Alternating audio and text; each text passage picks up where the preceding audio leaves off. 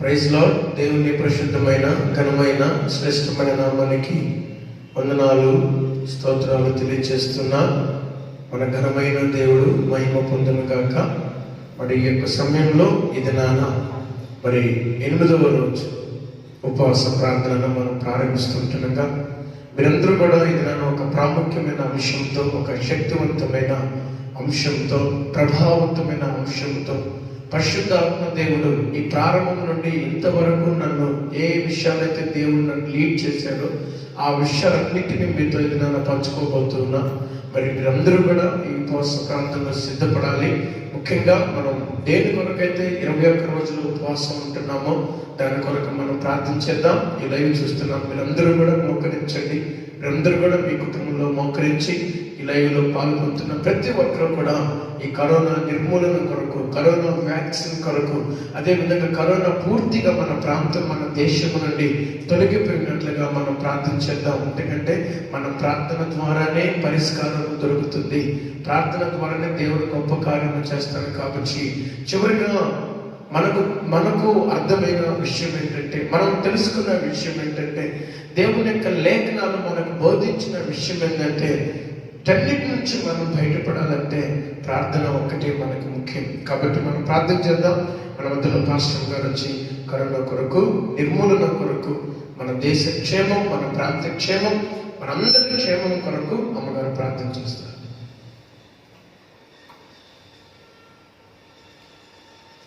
Live చూస్తున్నా ప్రతి ఒక్కరికి హృదయపూర్వకమైన వందనాలు చెల్లిస్తున్నా. అదేవిధంగా ఈ ప్రార్థన మన దేశం కోసం, మన దేశాల కోసం, మన ప్రాంతాల కోసం, మన ఉన్న ఏరియా కోసం ప్రార్థిద్దాం. ఈ లైవ్లో మాతో కూడా ఏకీభవించండి. ప్రార్థన ప్రాకారాలు పడగొడతాయి. ప్రార్థన శక్తివంతంగా రోగాన్ని విడుదలపరుస్తాయి. ప్రార్థనతో జరగలేదు ఏది కూడా లేదు. ప్రార్థన అన్నీ సాధ్యంగా పరచగలదు. లైవ్లో మాతో కూడా ఏకీభవిద్దాం. పూర్ణ మనసుతో, హృదయపూర్వకంగా విరిగి నలిగిన హృదయంతో మన దేవుని మనం ఆరాధించుకొని, ప్రార్థించుకొని దేవుని స్తుతిస్తాం. స్తోత్రం, స్తోత్రం, స్తోత్రం, స్తోత్రం, స్తోత్రం, స్తోత్రం, స్తోత్రం. పరిశుద్ధుడా, పరిశుద్ధుడా, పరిశుద్ధుడా. అయ్యా నాయనా, మా భారతదేశం కొరకు ప్రార్థిస్తున్నామయ్యా. మా మొరని మీరు ఆలకించమని ప్రార్థిస్తున్నానయ్యా. అయ్యా, ఏటినైతే నీ నామం పేట మేము ప్రార్థిస్తున్నామో అవి నాయన, ఏటినైతే నాయన నీ నామం పేట ప్రభా మేము అడుగుచున్నామో అవన్నీ మాకు అనుగ్రహిస్తున్నందుకు వందనాలు ప్రభా. నీ నామం పేట ఏటినైతే భూలోకంలో బంధిస్తున్నామో అవి పరలోకంలో బంధింపబడును గాక నాయన. ఈ కరోనా కొరకు ప్రార్థిస్తున్నామయ్యా. ఈ నాయన ఈ కరోనా రోగము కొరకు ప్రార్థిస్తున్నామయ్యా. శక్తివంతంగా నాయన పనిచేస్తున్న ఈ వ్యాధి ప్రభా యేసు నామములో నిర్మూలపరచమని ప్రార్థిస్తున్నాను ప్రభా. మహాకార్యాలు మీరు చేయమని ప్రార్థిస్తున్నానయ్యా. ఎంతమంది అయితే ఈ వైరస్ తో బాధపడుతున్నారో వారి మీద నీ రక్తాన్ని విడుదల చేస్తున్నానయ్యా. అయ్యా నాయన వారికి నార్మల్ రిపోర్ట్ మీరు దయచేయమని ప్రార్థిస్తున్నానయ్యా. అయ్యా మీరు తాకండి ప్రభా, తల నుంచి అరికాల వరకు ప్రభా నీ బిడ్డలను మీరు దర్శించమని ప్రార్థిస్తున్నానయ్యా. ఒక్కొక్కరికి నార్మల్ రిపోర్ట్ మీరు దయచేయమని ప్రార్థిస్తున్నానయ్యా. నీ బిడ్డలను మీరు తాకండి ప్రభా, మీరు దర్శించండి ప్రభా. అబ్బా నీకు వందనాలు ప్రభా. నీ వైపు చేతులు ఎత్తుతున్నామయ్యా. ఈ వైరస్ మా దేశాన్ని నాయన పట్టి పీడిస్తున్నాగా యేసు నామములో దాన్ని బంధిస్తున్నాను ప్రభా. అయ్యా నాయన తెలంగాణ, హైదరాబాద్, అయ్యా నాయన రాజమండ్రి, విశాఖపట్నము, అయ్యా ప్రాంతాల మీద నీ రక్తాన్ని చెల్లిస్తున్నాను ప్రభా. యేసు రక్త కోటలో నాయన ప్రజలను భద్రపరచమని ప్రార్థిస్తున్నానయ్యా. డాక్టర్స్ మీద, నర్సుల మీద, అయ్యా నాయన ప్రభా పోలీస్ డిపార్ట్మెంట్ మీద అయ్యా యేసు రక్తాన్ని చెల్లిస్తున్నానయ్యా. రేనక పొగులనగా నీ బిడ్డలను ఆయన కష్టపడుతున్నాగా వారికి నాయన పరిపూర్ణమైన ఆరోగ్యాన్ని దయచేయమని ప్రార్థిస్తున్నాను ప్రభా. అదేవిధంగా ప్రభా తిరుపతి ప్రాంతం ప్రభా, అయా నాయన ప్రభా పుత్తూరు ప్రాంతమునైనా, అయా చెన్నై ప్రాంతం మీద నీ రక్తాన్ని విడుదల చేస్తున్నానయ్యా. ఈ ప్రాంతాల మీద నీ రక్తాన్ని విడుదల చేస్తున్నానయ్యా. అయ్యా ఎంతమంది అయితే ఈ ప్రాంతంలో ప్రభా అయ్యా ఈ వైరస్ తో బాధపడుతున్నారో వారికి నార్మల్ రిపోర్ట్ మీరు దయచేయమని ప్రార్థిస్తున్నానయ్యా. అయ్యా నాయన మీరు తాకండి ప్రభా. అయ్యా చెన్నై ప్రాంతంలో క్రైస్తవుల మీద, సంఘాల మీద, సేవకుల మీద, క్రైస్తవ కుటుంబాల మీద నీ రక్తాన్ని విడుదల చేస్తున్నాను ప్రభా. యేసు రక్త కోటలో ఒక్కొక్కరిని భద్రపరచమని ప్రార్థిస్తున్నానయ్యా. ప్రార్థిస్తున్నానయ్యా. ఈ పుత్తూరు ప్రాంతంలో ఉన్న ఈ బిడ్డల ప్రభు ప్రార్థిస్తున్నామయ్యా. సంఘ కుటుంబాల మీద ప్రార్థిస్తున్నానయ్యా. వారి కొరకు ప్రార్థిస్తున్నానయ్యా. అద్భుతంగా మీరు జరిగించండి ప్రభు, ఆశ్చర్య కార్యాలు మీరు జరిగించండి నాయన. అయ్యా నాయన ప్రభు, అయ్యా ఈ వైరస్ ప్రభు కుటుంబాల మీద పని చేయకూడదు, సంఘాల మీద పని చేయకూడదు అయ్యా. పుత్తూరు సేవకుల మీద, అయ్యా సంఘాల మీద, కుటుంబాల మీద పని చేయకూడదు ప్రభు. ఇప్పుడు దాని క్రియలంతా నిర్మూలపరుస్తున్నారు ప్రభు. దాని శక్తులంతా క్షీణించిపోవడం కాక అయ్యా మీరు అద్భుతం చేయండి నాయన. మీరు తాక్కుమని ప్రార్థిస్తున్నానయ్యా. మా భారతదేశానికి క్షేమాన్ని కలిగించామని ప్రార్థిస్తున్నానయ్యా. మా భారతదేశం మీద నీ రక్తాన్ని విడుదల చేస్తున్నానయ్యా. అయ్యా మా భారతదేశాన్ని నాయన నీ రెక్కల క్రింద ప్రభు మీరు భద్రపరచమని ప్రార్థిస్తున్నానయ్యా. అయ్యా మహోన్నతుని చాటున నివసించుట, సర్వశక్తి నీడలో విసరించినట్టు నీ లేఖనాలు చదివించినట్లుగానైనా నీ రక్త కోట్ల మమ్మల్ని భద్రపరచండి. నీ రెక్కల నీడల ప్రభు మమ్మల్ని భద్రపరచండి అయ్యా. మమ్మల్ని మీ చేతులకు సమర్పిస్తూ నీకే మహిమను, ఘనతను, ప్రభావాలను అర్పిస్తూ యేసు నామములో అడిగి వేడుకుంటున్నాను తండ్రి, ఆమేన్. హల్లెలూయా చెప్దాం. హల్లెలూయా. దేవుని పరిశుద్ధమైన ఘనమైన నామానికి మహిమ కలుగునగాక. ఈ యొక్క 8వ దినాన మనందరము కూడా ఉపవాస ప్రాంతంలో ఉన్నాం. మరి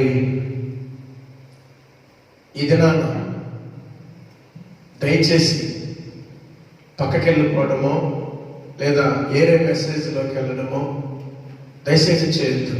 ఎంతో భారముతో, బాధ్యతతో ఒక స్వచ్ఛమైన దేవుని యొక్క వాక్యాన్ని, శక్తివంతమైన మధురమైన వాక్యాన్ని మీకు అందించాలని రాత్రి మొగలు దేవుని సన్నిధిలో మొరపెడుతూ ప్రార్థిస్తూ కన్నీటితో, రోదనతో దేవుని సన్నిధిలో మరి మోకరించి ప్రార్థించినప్పుడు ప్రభు నేర్పిన, ప్రభు చెప్పిన దైవజనులు, అపోస్టల్ మరి రెవరెండ్ విజయ్ కుమార్ రాయ్ గారి ద్వారా దేవుడు ఎంతోగానో మరి దేవుడు ఆయనను బలపరిచిన విధానం, ఆయన సాక్ష్యమును కూడా దీనిలో ఈ ఉద్దినాన పంచుకోబోతూ ఉన్నాను. నా సాక్ష్యమును కొంచెం పంచుకోబోతూ ఉన్నాను. ఈ దినం యొక్క ముఖ్య ఉద్దేశం మీరు చూసుంటారు. ప్రార్థనయే జీవం, ప్రార్థనయే విజయం. చెప్పండి మీరు కూడా. ప్రార్థనయే జీవం, ప్రార్థనయే విజయం. మళ్ళా చెప్పండి. ప్రార్థనయే జీవం, ప్రార్థనయే విజయం. మళ్ళా చెప్పండి. ప్రార్థనయే జీవం. జీవం, ప్రాణం, మన ఊపిరి, మన శ్వాస ఏది చెప్పండి? ప్రార్థన. మన జీవితానికి అనగా క్రైస్తవ జీవితానికి అత్యంత ప్రాముఖ్యమైనది, ఎంతో ప్రధానమైనది, అన్నిటికంటే అందరికంటే విలువైనది ఏంటయ్యా ఉంటే ప్రార్థన. ప్రార్థన మన జీవితంలో ఎప్పుడైతే ఒక అలవాటుగా మారుతుందో, ప్రార్థన మన జీవితంలో ఒక ఊపిరిగా ఎప్పుడైతే మారుతుందో, ప్రార్థనయే మన శ్వాసగా, మన ఊపిరిగా, మన యొక్క దైనందికమైన జీవితంలో ప్రార్థన ద్వారానే మన జీవితాన్ని మనం ఎప్పుడైతే ప్రారంభించగలమో, మన దేవుడు మన జీవితాన్ని ఈ భూమి మీద అద్భుతంగా నడిపిస్తాడు, శక్తివంతంగా నడిపిస్తాడు. ఎందుకంటే ప్రార్థన అనేది మన జీవితంలో ఎంత ప్రాముఖ్యమైనదంటే, ప్రార్థనే మన జీవితానికి ఒక ఆధారం, మనకు ఒక వెన్నెముక లాంటిది. ఆ ప్రార్థనే మన జీవితానికి తీసుకుని వచ్చే ఒక ఆశీర్వాదం. ప్రార్థన ద్వారానే దేవుని యొక్క ప్రభావమును, దేవుని యొక్క శక్తిని, దేవుని యొక్క మహిమను, దేవుని యొక్క ప్రసన్నతను, దేవుని యొక్క ఔన్నత్యాన్ని, దేవుని యొక్క ఆ ప్రసన్నతతో కూడినటువంటి మహిమ కలిగిన కార్యమును పొందగలిగే ఒకే ఒక జీవితము ఉందయ్యా అంటే ఆ జీవితము ప్రార్థన జీవితం. పెట్టారు. అందుకే బైబిల్ గ్రంథంలో కొన్ని విషయాలు దేవుడు నాకు తెలియజేసిన విషయం ఏంటంటే, అనేకమైన పరిస్థితులు ఉన్నాయి, అనేకమైన సమస్యలు ఉన్నాయి, అనేకమైన పోరాటాలు ఉన్నాయి. దిక్కులేనన్ని చెప్పసఖ్యము కాని కష్టములు, సమస్యలు, పోరాటాలు, అనేకమైనటువంటి మరి ఇబ్బందులు మన జీవితంలో నిత్యము మనల్ని పోరాడుతూ ఉంటాయి, మనల్ని వేధిస్తూ ఉంటాయి, బాధ పెడుతూ ఉంటాయి, శ్రమ పెడుతూ ఉంటాయి, మనల్ని చంపాలని ప్రయత్నిస్తూ ఉంటాయి. అయితే వేవేల రకాల సమస్యలకు, ప్రతి విధమైన పరిస్థితికి, నీకు అనుకూలించని ప్రతి పరిస్థితికి సమాధానం ఎక్కడుందయ్యా అంటే ప్రార్థనలోనే ఉంది. దేవునికి మహిమ కలుగును గాక. దయచేసి ఈ ప్రార్థన అంశం, ఎందుకంటే ఈరోజు ఈ king of Kings miracle ministry ఈ పుత్తూరు ప్రాంతంలో ఉందయ్యా అంటే యోనా పాస్టర్ కాదండి, దేవుడు. ఇది నన్ను బట్టి జరుగుతున్న పరిచర్య కాదు, దేవుణ్ణి బట్టి జరుగుతున్న పరిచర్య, దేవుడే జరిగిస్తున్న పరిచర్య. దీనికి మేమంతా చేసిన పని ఏంటంటే ప్రార్థన, ప్రార్థన, ప్రార్థన, ప్రార్థన, ప్రార్థన. ఇంతవరకు నా జీవితంలో 9 గంటలకో 10 గంటలకో పనుకున్నది నేను లేదు. ఎందుకంటే ఇక్కడ సంఘం ఉంది. నా మ్యారేజ్ అయినప్పటి నుంచి నాతో కూడా ఉంటూ దేవుని పరిచయంలో ముందడుగు వేస్తున్నటువంటి పాస్టర్ గారు ఇక్కడ ఉన్నారు. మ్యాక్సిమం 2, 3, 12 దాటుతుందే కానీ 12కి యువత నేను నిద్రపోయింది లేదండి. ఎందుకంటే ఒక శక్తివంతమైన జీవితాన్ని జీవించాలి అంటే, శక్తివంతమైన అనుభవములకు మనం వెళ్ళాలి అంటే, ఒక క్రైస్తవ జీవితము ప్రభావితంగా మారాలి అంటే క్రైస్తవునికి ఏం కావాలో తెలుసా? ప్రార్థన, ప్రార్థన, ప్రార్థన ఎంతో ప్రాముఖ్యమైనది. కాబట్టి ప్రార్థన గురించి కొన్ని విషయాలు మీతో పంచుకోవాలని పరిశుద్ధాత్మ దేవుడు నాకు తెలియజేశారు. కాబట్టి కొన్ని విషయాలు మీతో ధ్యానిస్తున్నప్పుడు మీరందరూ కూడా నాతో ఏకీభవించాలని ప్రభు పేరట మీరు కోరుచున్నాను. కాబట్టి ప్రార్థన అంటే ఏంటో తెలుసా? దేవునితో మాట్లాడడం మాత్రమే అనుకుంటాం. ప్రార్థన అంటే అనేక మంది సెలవిస్తారు దేవునితో మాట్లాడడం. ఎస్, దేవునితో నువ్వు మాట్లాడడం ఎంత ప్రాముఖ్యమో. ప్రార్థనలో నీతో ఎవరు మాట్లాడాలి? దేవుడు కూడా మాట్లాడాలి. నువ్వు ఎంతసేపు దేవునితో మాట్లాడడం అనేది ఎంత ప్రాముఖ్యమో, నీతో దేవుడు ఎంతసేపు మాట్లాడాడు. కనీసం నువ్వు గడిపిన గంట వ్యవధిలో, ఆ 3 గంటల వ్యవధిలో, లేదా 6 గంటల వ్యవధిలో, లేదా నువ్వు చేసే ప్రార్థనలో నీకు దేవుడి నుండి వచ్చిన సమాధానం ఏంటి? నువ్వు దేవుడితో మాట్లాడుతున్నావు, సరే, దేవుడు నీతో మాట్లాడుతున్నాడా? నీ ప్రార్థన దేవుడు అంగీకరించాడా? నీ ప్రార్థనకు సమాధానం వస్తుందా? ఎందుకంటే ప్రార్థన అన్నది దేవునితో సంభాషించడం, ప్రార్థన అన్నది దేవునితో ఏకమవడం. ఇంకా చెప్పనా, దేవుని యొక్క పరిశుద్ధాత్మ కృపను బట్టి, పరిశుద్ధాత్మను బట్టి, దేవుడు నడిపించిన విధానాన్ని బట్టి ప్రార్థనకు దేవునికి నాకున్న సంబంధం అని తెలిసిన ప్రార్థనలో దేవుని ఆత్మ, నీ ఆత్మ లేదా నా ఆత్మ ఏకమవడమే ప్రార్థన జీవితం. నువ్వు ఏరు, దేవుడు ఏరు కాదు. దేవుడు ఎక్కడో ఉన్నాడు, నేను ఎక్కడున్నాను కాదు. అది ప్రార్థనే కాదు. ప్రార్థన ఏంటో తెలిసిన నీ ఆత్మ లేదా యోనా యొక్క ఆత్మ ఏ ఆత్మలో ఏకమవ్వాలి? దేవుని ఆత్మలో ఏకమై ప్రలాపించే హృదయమై, రోధించే ఆత్మై, ప్రార్థించే ఆత్మై, కన్నీరు కార్చే ఆత్మై, దేశము కొరకు, ప్రజల కొరకు, వ్యాధి కొరకు, నీకున్న సమస్యల కొరకు, నీకున్న అపజయాల కొరకు, నీకున్న పోరాటాల కొరకు నీ ఆత్మ ఎవరితో కలుసుకోవాలి? దేవునితో ఏకమైనప్పుడు, నీ ఆత్మ దేవునితో ఏకీభవించినప్పుడు, నీవు దేవునితో ఏకంగా కలుసుకున్నప్పుడు నీ పరిస్థితులు మారిపోతాయి, నీ స్థితిగతులు మారిపోతాయి, నీకున్న యుద్ధ పోరాటాలు మారిపోతాయి, నీకున్న అపజయాలు విజయాలుగా మారుతాయి. నువ్వు ఉన్నత స్థితికి నడిపించబడాలి అంటే, నీ స్థితిగతుల్లో గొప్ప మార్పుని నువ్వు చూడాలి అంటే ఎక్కడికి వచ్చేయాలి? ప్రార్థన జీవితంలోకి నువ్వు అడుగు పెట్టాలి. ప్రార్థన జీవితం లేనిదే విజయవంతమైన జీవితం నీతో ఉండదు. నువ్వు దేవునితో లేనిదే నీతో దేవుడు ఉండడు. కాబట్టి ఈ ప్రార్థన జీవితాన్ని గురించిన అనేక విషయాలు, అనేకమైన మర్మాలు మీరు విన్నాను, దేవుని బిడ్డలో తెలుసు. కానీ దేవుడు నడిపించిన విధానాన్ని బట్టి మీతో కొన్ని విషయాలు విన్నాను. పరిశుద్ధాత్మ దేవుడు నా హృదయంలో ఉంచిన అనేకమైన మాటలు, వాక్యాన్ని కొద్ది నిమిషాలు మాత్రమే మీతో పంచుకుంటాను. దైవ చిత్తమైతే రేపటి దినాన్ని కూడా దీన్ని కంటిన్యూ చేస్తాను. కాబట్టి మరలా గుర్తు చేసుకోండి, ప్రార్థనయే జీవం, ప్రార్థనయే విజయం. కాబట్టి ప్రార్థన అంటే ఏంటి? దేవునితో మాట్లాడడం మాత్రమే కాదు, దేవుడు కూడా నీతో ఏం చేయాలి? మాట్లాడాలి. అది ప్రార్థన. సో ప్రార్థన అంటే ఏంటి? ఆయనతో ఏకీభవించడం. నీ ఆత్మ ఎవరితో ఏకమవ్వాలి? దేవునితో ఏమైపోవాలి? ఒక్కటైపోయినప్పుడు నీ ఆత్మ ఏమవుతుంది? ప్రలాపిస్తుంది, రోధిస్తుంది, కన్నీరు కలుస్తుంది, రొమ్ము కొట్టుకుంటుంది, నా దేశాన్ని కాపాడు ప్రభు అని రోధిస్తుంది. దాని పేరే ప్రార్థన ఆత్మ. విజ్ఞాపన చేయు ఆత్మ, రోదన చేయు ఆత్మ, నిద్రపోని ఆత్మ. నిజంగా ప్రార్థించే క్రైస్తవుడు సోమరిగా ఉండలేడు. ప్రార్థించే క్రైస్తవుడు దరిద్రుడిగా ఉండలేడు.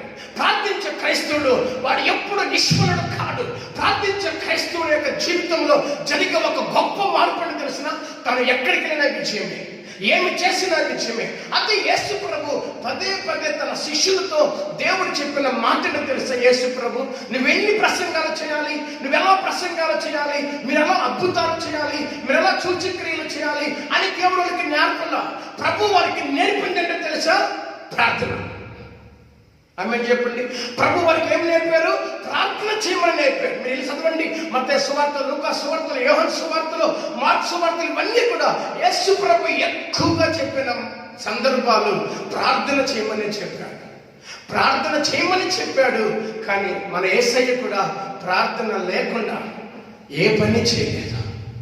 ప్రార్థన లేకుండా ఏ అద్భుతము చేయలేదు. ప్రార్థన లేకుండా ఎవరిని ఆశీర్వదించలేదు. ఆయన 5 రొట్టెలు 2 చేపలు తీసుకున్నప్పుడు తండ్రి వైపు చూచాడు, తండ్రి అన్నాడు. ఒక అద్భుతము చేసేటప్పుడు తండ్రి అన్నాడు. ప్రతి విషయంలో దేవుని యొక్క రహస్య జీవితం ఏంటంటే ప్రార్థనా జీవితం. కాబట్టి యేసు ప్రభు గురించి కొన్ని విషయాలు ఇక్కడ నేను కొన్ని నోట్ చేసుకున్నాను. వాటిని ఒకసారి చూద్దాం. ప్రార్థన గ్రంథాన్ని గురించి ఒకసారి లూకా సువార్త 22వ అధ్యాయం 44వ వచనం ఒకసారి చూద్దాం త్వరగా. అదేవిధంగా లూకా సువార్త 21వ అధ్యాయం 36వ వచనం ఒకసారి చూడండి. ఆయన వేదన పడి మరింత ఆత్రముగా ప్రార్థన చేయగా ఆయన చెమట నేల మీద పడుచుంటేను. త్వరగా గమనించండి. నెంబర్ 1, యేసు ప్రభు యొక్క ప్రార్థన ఎలా ఉందో తెలుసా? ఆయన ఎక్కువజామున ప్రార్థన చేసినట్లు బైబిల్లో ఉంది. తర్వాత రాత్రంతా ఆయన ప్రార్థనలో గడిపినట్లు మార్కు సువార్త, యోహాను సువార్తలో ఉంది. అవన్నీ రిఫరెన్స్ రాశాను కానీ నాకు టైం లేదు. కాబట్టి మీరు త్వరగా ఏకీభవించాలి. త్వరగా మీరు నాతో కూడా ఏకీభవించాలి. మీరు వేరే సబ్జెక్టులకి, వేరే మెసేజ్లకి మీరు వెళ్ళకూడదు. ఎందుకంటే దైవ ఆవేశంతో, దేవుని యొక్క భయభక్తులతో, ఒక తీవ్రమైన భక్తితో ఈ దైవ లేఖనాలు మీ వద్దకు తీసుకొని వస్తున్నా. దయచేసి ప్లీజ్ ఈ ముగింపు వరకు మీరు చాలా జాగ్రత్తగా వినాలని మిమ్మల్ని బతిమాలుకుంటున్నా. ఇక్కడ యేసు ప్రభు చేసే ప్రార్థనలో ఏం జరిగింది? ఆయన చెమట ఎలా మారింది? రక్తముగా మారింది. అంటగా ఆయన చెమట రక్తముగా మారిందంటే ఆయన ఎంతసేపు ప్రార్థన చేస్తుంటాడు, ఎంత కృంగిపోయి ప్రార్థన చేస్తుంటాడు, ఆయన ఎంతగా తనను తాను దేవునికి అప్పగించుకొని రోధించి కన్నీరు కార్చి ప్రార్థన చేస్తుంటాడు. ఒక్కసారి ఆలోచించండి ప్రియమైన బిడ్డలారా. అనగా శరీరంలో ఉన్న రక్తము చెమట గుండా రక్తము బయటికి రావాలి అంటే ఎన్ని కణాలు, ఎన్ని మాంస ఆ యొక్క నరములు ఎలా సహరించుంటాయో చూడండి. ప్రార్థించినప్పుడంట ఆ పై వచనం ఒకసారి చూడండి. పై వచనం అంటే ఆయన ముఖ రూపమే ఏమైపోయిందంట? మారిపోయిందంటండి. ఆయన ప్రార్థించినప్పుడు ఆయన ముఖ రూపమే మారిపోయింది. లూకా సువార్త 21వ అధ్యాయం 36వ వచనం ఒకసారి చూడండి. త్వరగా సహాయం చేయాలి. త్వరగా. అటువలే మీరు ఈ సంగతులు జరుగుతూ చూసినప్పుడు దేవుని రాజ్యము సమీపమాయని తెలుసుకున్నది. అవన్నీ జరుగు వరకు ఈ తరము గతిపదని నిశ్చయముగా మీతో చెప్పుచున్నాను. ఆకాశమును భూమియు గతించును. లూకా సువార్త 21:36. మీరు జరుగుతున్న వేటిని 21:10 వచ్చిన చూడండి. వేటిని చెప్తున్నాడు అక్కడ 21:10లో. త్వరగా జన్మ మీదికి జన్మను, రాజ్యం మీదికి రాజ్యము లేస్తుంది. అక్కడక్కడ గొప్ప భూకంపాలు, కరువులు, కరువులు, తెగుళ్ళు, తెగుళ్ళు తటస్థిస్తాయి, వస్తాయి. తెగుళ్ళు వస్తాయి, భూకంపాలు వస్తాయి, అక్కడక్కడ యుద్ధాలు జరుగుతాయి, అక్కడక్కడ ప్రమాదాలు జరుగుతాయి. ఇవన్నీ నా రాకడకు సూచనలు. కాబట్టి మీరు ధైర్యం వహించాలని దేవుడు చెప్తారు. ధైర్యం వహించి వీటి నుండి మీరు తప్పించబడి, వీటి నుండి మీరు తగు జాగ్రత్తలు తీసుకొని మెలకువగా ఉండి వీటిని ఎదిరించుటకు మీరేం కలిగి ఉండమని చెప్పాడు దేవుడు? ప్రార్థన కలిగి ఉండమన్నాడు. రేపు నేను రాబోతున్న సమయంలో మిమ్మల్ని ఎదుర్కోవటకు, నా ఎదురు మీరు నిలవబడటకు మీకేం కావాలి? శక్తి కావాలి. కాబట్టి దేవుడు ఏం చేయమన్నాడు? మెలకువగా ఉండి ప్రార్థన చేయండి. మెలకువగా ఉండి ప్రార్థన చేయండి. ఎందుకంటే చేశాను కాబట్టి. ఆయన ఎలాంటి ప్రార్థన చేశాడో తెలుసా? హెబ్రీ పత్రిక 5వ అధ్యాయం 7వ వచనం ఒకసారి త్వరగా సహాయం చేయండి. హెబ్రీ పత్రిక 5వ అధ్యాయం 7వ వచనం. ఎస్, త్వరగా. హెబ్రీ పత్రిక 5వ అధ్యాయం 7వ వచనం. యేసయ్య శరీరధారిగా ఉన్న దినములలో మహారోదనతోను కన్నీళ్లతోను తన్ను మరణము నుండి రక్షింపగలిగిన వానికి ఆయన ప్రార్థనలను, యాచనలను ఏం చేయాలి చెప్పండి? ప్రియ దేవుని బిడ్డలారా, ఎలా చేశాడు దేవుడు? యాచన, ప్రార్థన, రోదన, ఆవేదనతో ప్రభువా ఈ లోకాన్ని రక్షించు, ప్రజలను రక్షించు, లేదా నా బిడ్డలను రక్షించు, నువ్వు పంపిన చిత్తాన్ని నెరవేర్చుటకు నేను ఆతృత పడుతున్నాను. నేను నా చిత్తమును నెరవేర్చుకున్నట్టుకు కాదు, నీ చిత్తమును నెరవేర్చుటకు నేను ఆతృత పడుతున్నాను. నేను వ్యాధుల పడుతున్నాను. నా ఆత్మ రోధిస్తా ఉంది, నా ఆత్మ పరితపిస్తా ఉంది. ఎందుకు యేసయ్య ఆత్మ ఏడ్చిందో తెలుసా? ఎందుకు యేసయ్య రోధించడో తెలుసా? యేసయ్య అంతగా విరిగి నలిగడో తెలుసా? నశించిన దానిని వెతికి రక్షణకు ఎవరు వచ్చారు చెప్పండి? నిజమైన దేవుడు భూమి మీదకి వచ్చాడు. దేవాది దేవుడే, సర్వ సృష్టికర్త అయిన దేవుడే ఈ భూమి మీద అంతగా ప్రార్థన చేస్తే, అంతగా రోదన చేస్తే, అంతగా ఆయన వ్యాధులు పడేటట్లు, ఆయన చెమటే రక్తముగా మారినట్లుగా ప్రార్థన చేస్తే, ఈరోజు యేసు ప్రభుని నమ్మిన మన జీవితాలలో, యేసు ప్రభుని అంగీకరించి క్రైస్తవులుగా సంఘములో అడుగు పెడుతున్న ఒక విశ్వాసిగా, ఒక సంఘ పెద్దగా, ఒక సేవకునిగా ఉన్న మన జీవితాలలో మన ప్రార్థన ఎలా ఉన్నది? సో దీన్ని బట్టి చూస్తే యేసు ప్రభుకి ప్రార్థన ఎలా ఉంది? ప్రార్థనయే జీవం. ఆయనకి సమయం దొరికినప్పుడు అంతా ఏకాంతముగా ఉండేవాడు. సమయం దొరికినప్పుడు అంతా కొండపైకి వెళ్ళేవాడు. సమయం దొరికినప్పుడు అంతా ఆయన నిద్రపోయే సమయంలో కూడా రాత్రంతా ఆయన ప్రార్థన చేసి ప్రార్థనలోనే గడిపేవాడు. ఇప్పుడు దేవుని బిడ్డలారా, కాబట్టి లూకా సువార్త 18వ అధ్యాయం 7వ వచనంలో ఒక మాట సర్వశక్తి కలిగిన దేవుడే చెబుతూ, త్వరగా చూద్దామా? సర్వశక్తి కలిగిన దేవుడే చెబుతున్నాడు. త్వరగా సహాయం చేయండి. దేవుడు తాను ఏర్పరచుకున్న వారు దీవారాత్రులు తన్ను గురించి మొరపెట్టుకొనుచుండగా దేవుడు వారికి న్యాయము తీర్చడా. ఆ పైన ఒక స్త్రీని మనం చూస్తున్నాం.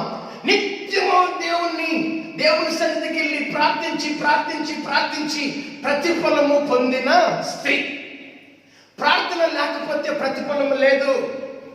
ప్రార్థన లేకపోతే నీ జీవితానికి ముగింపు లేదు. ముగింపు అంటే దైవజనులు విజయ్ కుమారయ్య గారు ఒక మాటను తెలియచేశారు. ఆది కాండం అనేది ప్రారంభమైతే ప్రకటన గ్రంథం అనేది ఏంటి చెప్పండి? ముగింపు అంటాం. ఆది కాండము ప్రార్థనతో ప్రారంభమై ప్రకటన గ్రంథం కూడా దేనితో ముగించబడింది? ప్రార్థనతోనే ముగించబడింది అంట. ఈరోజు ఒక క్రైస్తవ జీవితం ఎలా ఉండాలి? ప్రారంభం ఏమై ఉండాలి? ప్రార్థన. ముగింపు ఏమై ఉండాలి? ప్రార్థన. ఈ జీవితం ఎక్కడికి తీసుకెళ్తుంది? నిత్య రాజ్యంలోకి, పరలోక రాజ్యంలోకి, దేవుని సన్నిధిలోకి, దేవుని కుడి పార్శ్వానికి. ఇప్పుడు ఇక్కడ చేసే నీ ప్రార్థన అక్కడికి నిన్ను తీసుకెళ్తుంది. ప్రార్థన లేకుండా ప్రభుని చూడలేవు. ప్రార్థన లేకుండా ప్రభుతో నడవలేవు. ప్రార్థన లేకుండా ప్రభుతో మాట్లాడలేవు.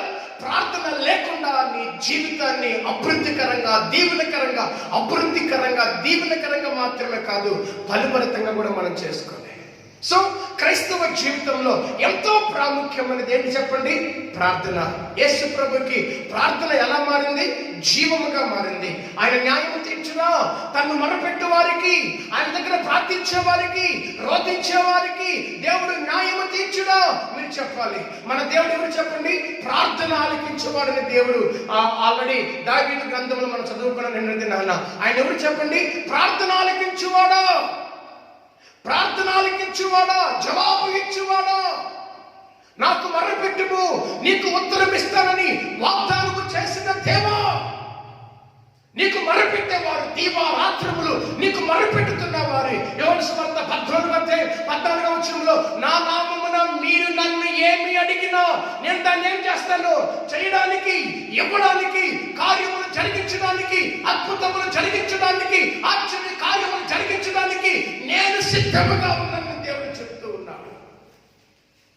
ప్రియమైనటువంటి దేవుని బిడ్డలారా, చాలా జాగ్రత్తగా గమనించాలి. ఒక ఇంపార్టెంట్ సబ్జెక్ట్ మనం రాబోతున్నాం.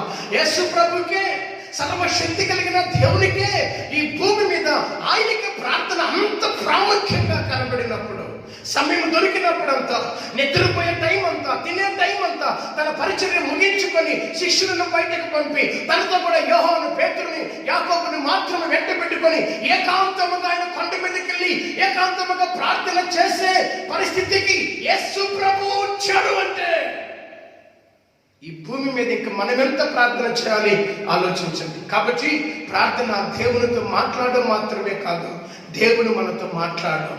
ప్రార్థన మన జీవితానికి ఒక వెన్నుముక లాంటిది. ప్రార్థన మన జీవితానికి ఒక ఆధారము లాంటిది. ప్రాముఖ్యమైన అదొక పునాది లాంటిది. ప్రార్థన ద్వారానే మనం దేన్ని పొందుకోగలం? విజయాన్ని పొందుకోగలం. అందుకే నాకు యేసు ప్రభు ఈ మాట చెప్పాడు, ఆయన మీకు న్యాయము తీర్చుడా. ఇక్కడ యేసు ప్రభు అంటాడు, లూకాసు వార్త చదివాం కదా, ఆ తెగులు వచ్చినప్పుడు, ఆ యొక్క ఉగ్రత వచ్చినప్పుడు, ఆ శ్రమలు వచ్చినప్పుడు, ఆ పోరాటం వచ్చినప్పుడు, వీటన్నిటి నుంచి మీరు తప్పింపబడాలంటే మనం ఏం కలిగి ఉండాలంట? ప్రార్థనను కలిగి ఉండండి, ప్రార్థన చేయండి. అదేవిధంగా చాలా సందర్భాల్లో యేసు ప్రభు తన శిష్యులు చెప్పిన మాట, మీరు శోధనలో ప్రవేశింపకుండా ఉండాలి అంటే ఏం చేయాలి? ప్రార్థన చేయండి, ప్రార్థన చేయండి. సాతాను జయించాలంటే ఏం చేయాలి? సాతానుకు భయం పుట్టాలంటే, శత్రువుకి భయం పుట్టాలంటే మార్క్సు వార్త 9వ అధ్యాయం దేవుడు యొక్క వాక్యం జ్ఞాపకం చేస్తున్నారు. త్వరగా తీయండి. మార్క్సు వార్త 9వ అధ్యాయం శత్రువుకు భయము పుట్టించే ఒకే ఒక కార్యం ఇక్కడ చూద్దాం. మార్క్సు వార్త 9వ అధ్యాయం 29వ వచనం, 29వ వచనం. ప్రార్థన వలనే కానీ మరి దేని వలనైనను ఈ విధమైనది వదిలిపోవట అసాధ్యమని చెప్పిను. ఏది వదిలిపోవట? దయ్యము నీ నుండి వదిలిపోవాలి అంటే, దురాత్మలు నీ నుండి వదిలిపోవాలి అంటే, లేదా వ్యాధి నీ నుండి తొలగిపోవాలి అంటే, లేదా చీకటి నీ నుండి తొలగిపోవాలి అంటే ఏం చేయాలంటండి? ప్రార్థన. ప్రార్థన ప్రార్థన ఉంటే నువ్వు విజయాన్ని సాధిస్తావు. రహస్యంగా నీ దేవుని సన్నిధిలో ప్రార్థిస్తే బహిరంగంగా నువ్వు కలుస్తావు. బహిరంగంగా ప్రభు నిన్ను గెలిపిస్తాడు. రహస్యంగా నీతో దేవుని సన్నిధిలో నీకు ప్రార్థన ఏకాగ్రత, ఆయనతో నీకు సంబంధం లేకపోతే నువ్వు బయటకు వెళ్ళలేవు. నువ్వు ఓడిపోతూ ఉంటావు, నువ్వు ఏడుస్తావు, నిందింపబడతావు, అవమానించబడతావు, నీకు అభివృద్ధి ఉండదు, నీ జీవితానికి సమాధానం ఉండదు. దేవుని బిడ్డ, కాబట్టి ఈ కొన్ని విషయాలు చాలా జాగ్రత్తగా మీరు గమనించాలి. దేవునితో ప్రార్థించేవాడు బయట గెలుస్తాడు. బయటే కాదు, దేనినైనా గెలుస్తాడు. అనుకూలించని ప్రతి పరిస్థితి కూడా ప్రార్థనా పరుడికి లోబడిపోతుంది. సింహాలు దానియేలుకు లోబడలేదా? అగ్నిగుండం షద్రక్ మేషక్ అబేద్నెగోలకు లోబడలేదా? చెప్పాలి. చెరసాల సంఖ్యలు పేతురికి లోబడలేదా? పౌలు శిలను వారు ప్రార్థన చేస్తూ ఆరాధిస్తున్నప్పుడు సంఖ్యలు తెగిపోలేదా? ప్రార్థన ద్వారా యుద్ధాలలో దేవుని బిడ్డలు రాజ్యమును జయించలేదా? శత్రువును అనకతొక్కలేదా? సింహపు నోళ్లను తీర్చలేదా? దేవునికి స్తోత్రం. ప్రార్థన ద్వారా నాకు ఒక విషయాన్ని ఈ టైంలో గుర్తొస్తాను. నేను రాసుకున్న సబ్జెక్ట్ కంటే కూడా ఈ టైంలో ప్రభు ఇచ్చేదే వేరేగా ఉంది నాకు. చూడండి, ప్రార్థన ఏం చేస్తా తెలుసా? అనేకమైన సమస్యలను, అనేకమైన శత్రువులను, అనేకమైన పోరాటాలను వెళ్ళగొట్టేది ప్రార్థన. చూద్దామా ఒకసారి 1వ దినవృత్తాంతముల గ్రంథం, ఒకసారి రండి. 1వ దినవృత్తాంతముల గ్రంథంలో ఒక మాటను మనం చూస్తున్నాం. 1వ దినవృత్తాంతముల గ్రంథం యేసువేని కొందనాలు 14వ అధ్యాయం 10వ వచనం చూడండి ఒకసారి. అక్కడ దావీదు ఒక మాట నాకు చాలా ఎంతో ఇష్టమైన మాట. అది ఫిలిష్తీయుల మీదకి నేను పోయిన ఎడల, ఫిలిష్తీయుల మీదకి నేను పోయిన ఎడల నీవు వారిని నా చేతికి అప్పగించుదువా అని దావీదు దేవుని యొక్క విచారణ చేయగా, యెహోవా పొమ్ము నేను వారిని చెమ్మడి. ఇక్కడ దావీదు దేవుని సన్నిధిలో ఏం చేశాడు? ప్రార్థన అంటే ఇంకొక విషయం చెప్పనా, విచారించడం. మనం ట్రైన్కి వెళ్తాం, లేదా మనము ఒక రైల్వే స్టేషన్కి వెళ్ళినప్పుడు ఏ ట్రైన్ పడితే మనం ఆ ట్రైన్ వెళ్ళాం. అక్కడ విచారణ బోర్డు ఉంటుంది. అక్కడికి వెళ్ళి మనం ఏం చేస్తాం? అయ్యా నేను పలాని ఊరికి వెళ్ళాలి, ఆ ఊరికి వెళ్ళే ట్రైన్ ఏంటి మనం అక్కడ విచారిస్తాం. ఈ జీవితం కానీ ఒక క్రైస్తవునికి లేకపోతే అట్రప్లాప్ అయిపోతాం, అనగా ఓడిపోతూనే ఉంటాం. విచారణ తెలుసుకోకపోతే, దేవుని దగ్గర నుండి నీకు సరైన సమాధానం రాకపోతే, దేవుని దగ్గర నుండి నీకు ఏ మాట రాకపోతే, దయచేసి చెప్తున్నా, ఏ పని చేయొద్దు, ఏ పని మొదలు పెట్టద్దు, ఏ కార్యాన్ని మొదలు పెట్టద్దు. దేవుడు చెప్పకుండా, దేవుడు నీతో రాకుండా నువ్వేమి చేయొద్దు. చాలా మంది ఉంటారు, నాకు అన్ని తెలుసులే, ప్రార్థన వచ్చేస్తారు.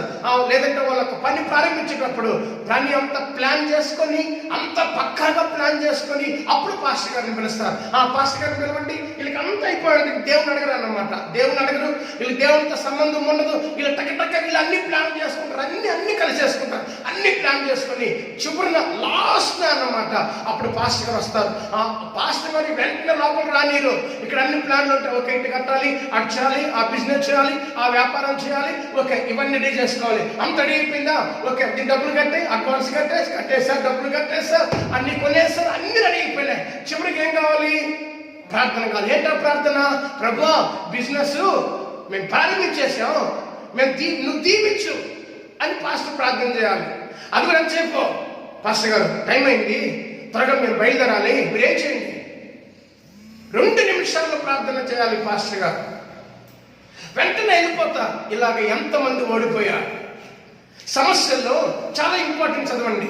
సమస్యల్లో, చిక్కుల్లో, ఓటమిలో, ఇంకా కఠినమైన నష్టంలో, కఠినమైన బాధల్లో, భయంకరమైన అప్పుల్లో, భయంకరమైన చిక్కుల్లో చిక్కబడి పతనమవడానికి కారణం ఏంటో తెలుసా? దేవుని మాటకు చూడండి, ఆ కింద చూడండి. అలాగే విచారణ చేయగా, యెహోవా పొమ్ము నేను వారిని నీ చేతికి అప్పగించేదను. త్వరగా వారు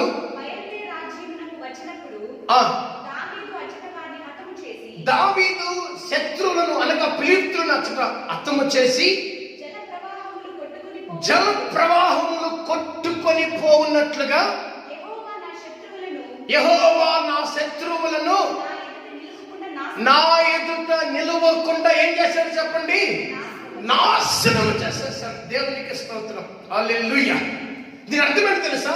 సమస్యల యొక్క సుడిగుండము, అప్పులు, శత్రువులు కొట్టుకొని పోవాలి అంటే, ప్రవాహం వచ్చినప్పుడు, గాలి వాన తుఫాను వచ్చినప్పుడు, చెత్త చెదారం, ముళ్ళు, రాళ్ళు, రప్పులు ఎలా కొట్టుకొని పోయి రోడ్డంతా క్లీన్ గా ఉంటుందో, పొలమంతా, వాతావరణం అంతా ఎలా చక్కగా పచ్చగా ఉంటుందో, అలాగే ప్రార్థన అనే మహిమ ప్రభావం, ప్రార్థన అనే పరిశుద్ధాత్మ అభిషేక శక్తి నీ మీద ప్రవహించినప్పుడు, నీలోనికి ప్రవహించినప్పుడు, నిన్ను ముట్టినా, నిన్ను చుట్టినా, నీతో ఉన్న శత్రువులను దేవుడు ఏం చేస్తాడో చెప్పండి?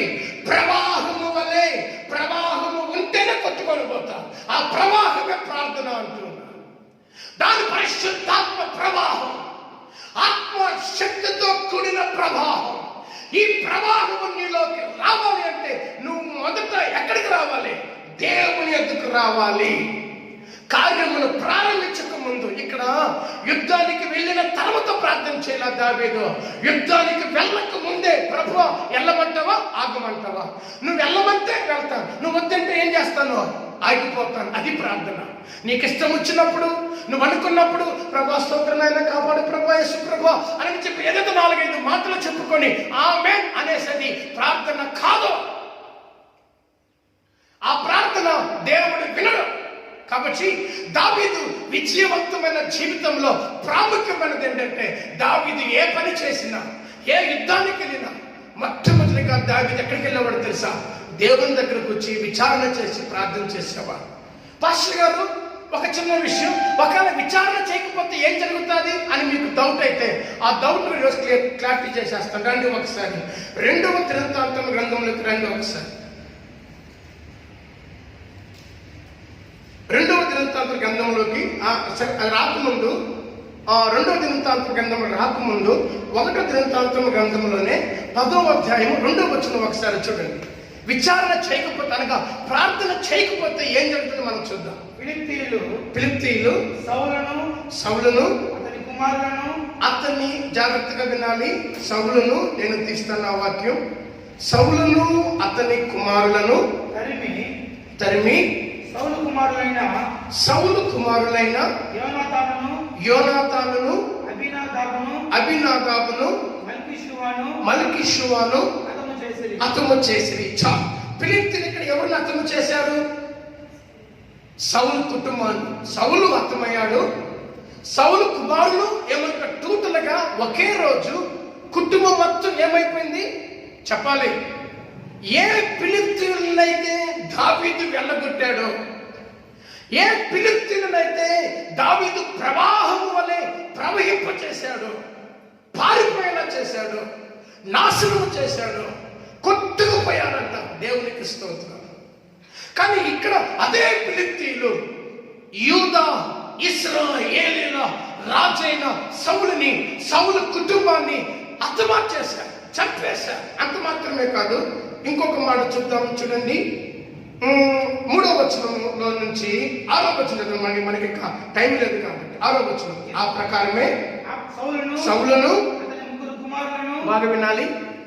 ఏది కూడా వాక్య ఆధారం లేకుండా నేను మాట్లాడలే. ప్రతి ఒక్కటి కూడా వాక్యం ద్వారానే పరిశుద్ధాత్మ ప్రేరణ బట్టి మీతో మాట్లాడుతున్నా.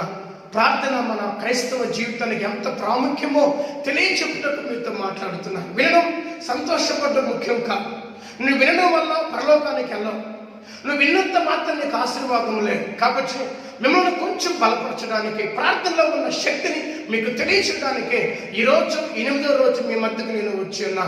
కాబట్టి సౌలు కుమారులను పూర్తిగా వినాశనం అవడానికి, సౌలు యొక్క రాజ్యము తొలగిపోవడానికి, సౌలు నుండి దేవుడు వేరైపోవడానికి, సౌలు నుండి దేవుడి సన్నిధి దూరం అవడానికి, సౌలు మరణం అవడానికి, సౌలు యొక్క తల, సౌలు కుమారుల యొక్క తలలు ఛేదించి మండుము తల వేరైపోవడానికి, టోటల్గా కుటుంబమే పతనం అవడానికి, దేవుడు సౌలు కుటుంబాన్ని విడిచిపెట్టడానికి, దేవుడు తన కుమారుని విడిచిపెట్టడానికి, దేవుడు సౌలు యొక్క రాజ్యమును శత్రువులకి అప్పగించడానికి కారణం ఏంటి చెప్పండి? ఆ మాట నేను చెప్పట్లేదు, దేవుని యొక్క వాక్యమే చెబుతుంది. చూడండి, అక్కడ ఒక మాట ఉంది. ఎన్నో వచనం అంటే 13వ వచనం చదవండి. 13వ వచనం. ఈ ప్రకారం ఏ ప్రకారము? అయ్యా, సౌలు చచ్చిపోయాడు, ఇంకొకరు చచ్చిపోయారు, కుటుంబం చచ్చిపోయారు, ఇంకొకరు చచ్చిపోయారు. అయ్యా, వారు అతని ఆయుధములను తమ గుడిలో అతని తలను ఏం చేశారు చెప్పండి? ఫిలిష్తీయులు సౌలు తలను, కుమారుల తలను ఏం చేశారు చెప్పండి? ఫిలిష్తీయుల గుడిలోకి తీసుకెళ్లి అక్కడ పెట్టారంటండి. ఎంత దారుణమైన పరిస్థితి. దీనికి గల కారణం ఏంటి చెప్పిన? చూడండి, ఈ ప్రకారము యెహోవా ఆజ్ఞను గైకొనక ఆయన దృష్టి ఎదుట ఎవరికి ద్రోహం చేశారు? దేవునికి సౌలు ఏం చేశాడు?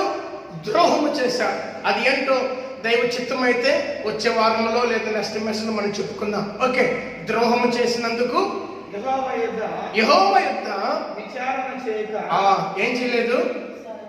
చెప్పాలి, ఏం చేయలేదు?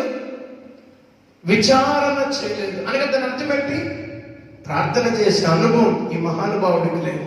గొప్పవాడే, గొప్ప రాజే, దేవుని చేత ఎన్నిక చేయబడిన వాడే, అంతకుముందు ఎన్నో యుద్ధాలు కలిసిన వాడే. కానీ ఓడిపోయాడు, కానీ పతనమయ్యాడు, కానీ దేవుడు విడిచిపెట్టేశాడు, కానీ హతమయ్యాడు, తల ఛేదించాడు. కారణం ఏంటి చెప్పండి? కారణం ఏంటి? యెహోవా యొద్ద విచారణ చేయక కర్ణ పిశాచముల యొద్ద విచారణ చేయి దానిని వెతికినందుకు సౌలు ఎందుకు హతమయ్యాడు? దయచేసి చెప్పండి, సౌలును దేవుడు హతమార్చాడా? సౌలుకు సౌలే కీడును, శాపమును, మరణాన్ని తెచ్చుకున్నాడు. తనకు తానే. ఎలా? దేవుడికి ఏదైతే ఇష్టం లేదో అదే చేశాడు. ఏమ్మా, నీ బిడ్డలకు పెళ్లి జరిగేటప్పుడు నీకు పూజారి దగ్గరికి వెళ్తావే, వాళ్ళ పేరు మీద వెళ్ళి జాతకాలు చూస్తావే, నీ ఇంటిలో ఇంకా చాలా మంది రావుకాలు పాటిస్తారే, యమగండాలు పాటిస్తారే, చేతులు చూపించుకున్న వారి దగ్గరికి వెళ్ళి నా బిడ్డలు బాగుంటారా, నా భర్త బాగుంటాడా, నా టైం బాగుందా, నా తలరాత బాగుందా అని వాళ్ళకేం తెలుసు నీ గురించి? నిన్ను సృష్టించిన వాడిని అడుగు, నువ్వు ఏంటో చెబుతాడు. నీ కొరకు ప్రాణం పెట్టిన దేవుని అడుగు, నువ్వు ఏంటో చెబుతాడు. నీలోనికి తన జీవాన్ని పోసి నిన్ను బ్రతికించిన, నిన్ను సృష్టించి తన కృపతో నింపి నీకు జీవం ఇచ్చిన దేవుని అడుగు, నువ్వేంటో చెబుతాడు. కర్ణ పిశాచముల దగ్గరికి వెళ్ళి, సోదగాండ్ర దగ్గరికి వెళ్ళి, విగ్రహారాధికుల దగ్గరికి వెళ్ళి నా టైం బాగుంటుంది అంటావా? నేను యుద్ధంలో గెలుస్తానంటావా? నేను యుద్ధంలో చేస్తానంటావా? ఈ కార్యము చేయమంటావా? ఈ కార్యము చేసేదా? ఈ పని చేసేదా? ఇక్కడికి వెళ్ళమంటావా? ఈ టైంలో వెళ్ళమంటావా? ఈ టైం వద్దంటావా? ఈరోజు ఎంతోమంది క్రైస్తవులు ఇలాంటి అన్య ఆచారాలు, ఇలాంటి ఈ లోకానుసారమైన మత ఆచారాలు, విగ్రహ ఆచారాలు పూజిస్తున్నారు. కాబట్టి ఈ ఉగ్రత, ఈ తెగుళ్ళను మనం చూస్తూ ఉన్నాం. చాలా జాగ్రత్తగా గమనించండి. సౌలు మరణానికి గల కారణం కర్ణ పిశాచముల యొద్ద విచారణ చేసినందుకు సౌలు హతమయ్యాడు, సౌలు ఓడిపోయాడు, సౌలు నాశనమయ్యాడు. సౌలే కాకుండా సౌలుతో కూడా ఎంతో మంది చనిపోయాడు. అంత మాత్రమే కాకుండా తన కుమారుని కూడా పోగొట్టుకున్నాడు, రాజ్యాన్ని కోల్పోయాడు, అవమానంతో చచ్చిపోయాడు, దిగులుతో చచ్చిపోయాడు. అందుకే చూడండి, అందు నిమిత్తం యెహోవా అతనికి మరణ శిక్ష విధించి రాజ్యమును యెష్షయి కుమారుడైన దావీదు వశము చేసెను. ఎవరి చేతిలో నుండి రాజ్యము ఎవరి చేతిలోకి వచ్చింది అన్నది చాలా జాగ్రత్తగా ఆలోచించండి. దేవుడు సౌలుకి రాజ్యాన్ని అప్పగించాడు, కానీ సౌలు రాజ్యాన్ని దేవుని చేతికి అప్పగించలా. తనే తీసుకున్నాడు, నాదే అనుకున్నాడు, నేనే అనుకున్నాడు. దేవుని సన్నిధిలో గడపకుండా విగ్రహారాధకులతో గడిపాడు. కాబట్టి దేవుడు ఆ రాజ్యమును ఏం చేశాడు? కూల్చి.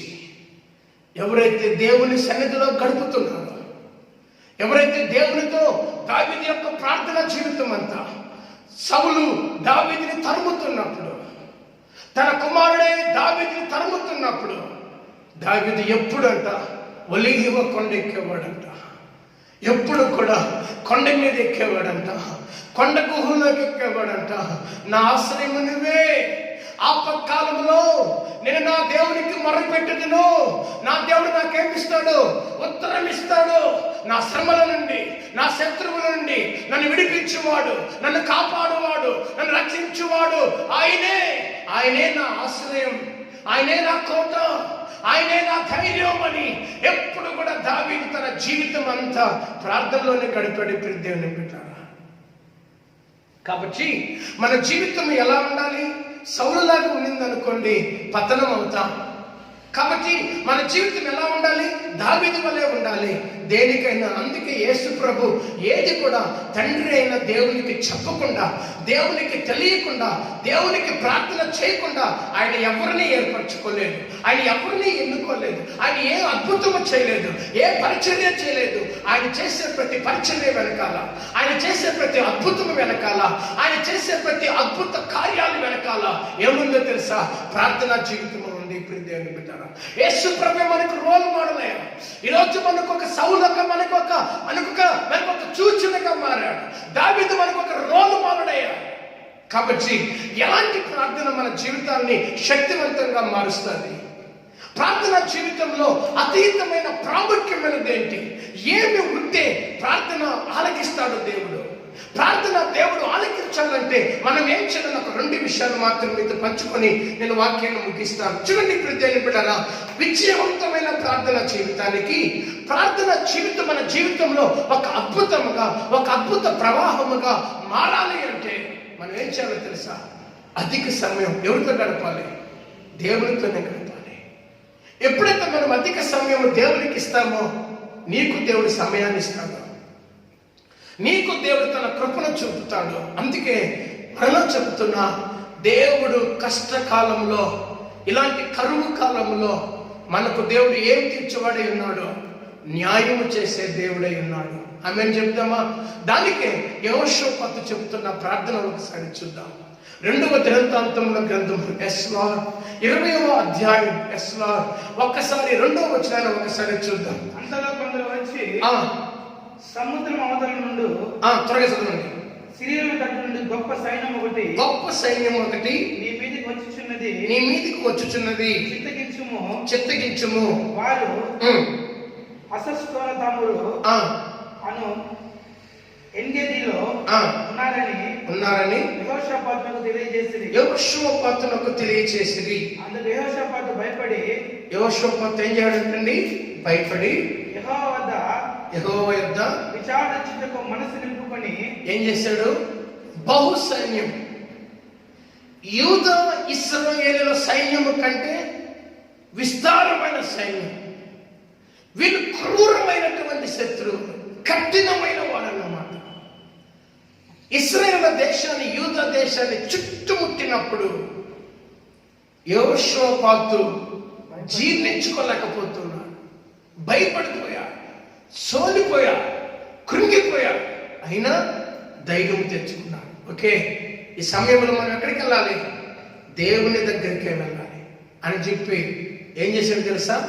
ప్రార్థన చేయడం మొదలు పెట్టాడు. ఆ ప్రార్థన ఎలా ఉందో తెలుసా? ఒక 2 మాటలు చదువుదాం. ఆ ప్రార్థన నేటి దిన ప్రార్థన, నేటి దినం మనము చేయాల్సిన ప్రార్థనను ఆ రోజు యెహోషాపాతు చేశాడండి. తెలుసా? చూద్దాం ఒకసారి. ఎన్నో వచ్చిన తెలుసా? 7వ వచనం చదువుదామా? ఒక్క నిమిషం. 6వ వచనం నేను చదువుతాను చూడండి. 6వ వచనంలో, మా పితరుల దేవా యెహోవా, నువ్వు ఆకాశమందు దేవుడవై ఉన్నావు, అన్ని జనుల రాజ్యములను ఏలువాడు నువ్వే బాహుబలము గలవాడవు, పరాక్రమం గలవాడవు. నేను ఎదురించుట ఎవరికి బలము? చెప్పండి, ఎవరికి బలము చాలదు. నీ జనులైన ఇశ్రాయేలీయుల ఎదుట నుండి ఈ దేశపు కాపురస్తులను తోలివేసి నీ స్నేహితుడైన అబ్రహాము యొక్క సంతతికి దీనిని శాశ్వతముగా ఇచ్చిన మా దేవుడవు నువ్వే. వారు అందులో నివాసము చేసి, ఎందులో? దేవుడిచ్చిన దేశంలో, దేవుడిచ్చిన సంఘములో, దేవుడిచ్చిన ఈ సంఘములో, దేవుడిచ్చిన కుటుంబంలో, దేవుడిచ్చిన వ్యాపారంలో, దేవుడిచ్చిన ఆ ఉద్యోగంలో, ఆ ఆఫీసులో నువ్వేం చేయాలి? ఇలాంటి ఆపద కలిగినప్పుడు, ఇలాంటి కరువు కలిగినప్పుడు, ఇలాంటి ఇబ్బంది ఎదురైనప్పుడు, ఇలాంటి తెగులు ఎదురైనప్పుడు, ఇలాంటి శత్రువులు నీ మీదకు వచ్చి నేను చుట్టుముట్టినప్పుడు ఏం చేయాలి? కృంగిపోవడము జీవితము కాదు, బలిగిన పట్టము జీవితము కాదు, యాడడము జీవితము కాదు. ఆలోచించి మనము చచ్చిపోయేంత డిసిషన్ తీసుకోవడం సరైన జీవితము కాదు. ఏ జీవితమో తెలుసా? దేవుడు మనకు సంఘమును ఎందుకు పెట్టాడు? జ్ఞాపకం చేసుకోండి. సంఘమును దేవుడు ఎందుకు పెట్టాడో తెలుసా? ఈ సంఘమును దేవుడు, ఈ పరిచర్యను లేదా మీరు వెళ్తున్న సంఘములో సేవకులను, సంఘాన్ని దేవుడు ఎందుకు నియమించాడో తెలుసా? చదవండి ఇక్కడ ఆ మాటను, చదవండి ఒకసారి. వారు అందులో నివాసము చేసి కీడైనను, యుద్ధమైనను, తీర్పైనను, తెగులైనను, కరువైనను మా మీదకు వచ్చినప్పుడు మేము ఈ మందిరము ఎదుటను, నీ ఎదుటను నిలవబడి శ్రమలలో నీకేం చేయాలి? మొర్రపెట్టిన ఎడల నువ్వు ఆలకించి మమ్మల్ని రక్షించదమని అనుకొని నువ్వు ఇచ్చిన నీ నామ ఘనత కొరకు ఈ పరిశుద్ధ స్థలమును కట్టించిరి, నీ పేరు ఈ మందిరమునకు పెట్టబడును కదా. దేవునికి స్తోత్రం, హల్లెలూయా. 12వ వచనం, మా దేవా నీవు వారికి తీర్పు తీర్చవా. లూకా సువార్త ఏం చెప్పండి 18వ అధ్యాయంలో దేవుడు ఏం చేస్తాడు? తనకు దీవారాత్రములు, చూడండి అక్కడ ఎక్కడుంది అన్నమాట, దీవారాత్రములు మొరపెట్టు వాడికి దేవుడు ఏం చేస్తాడంట?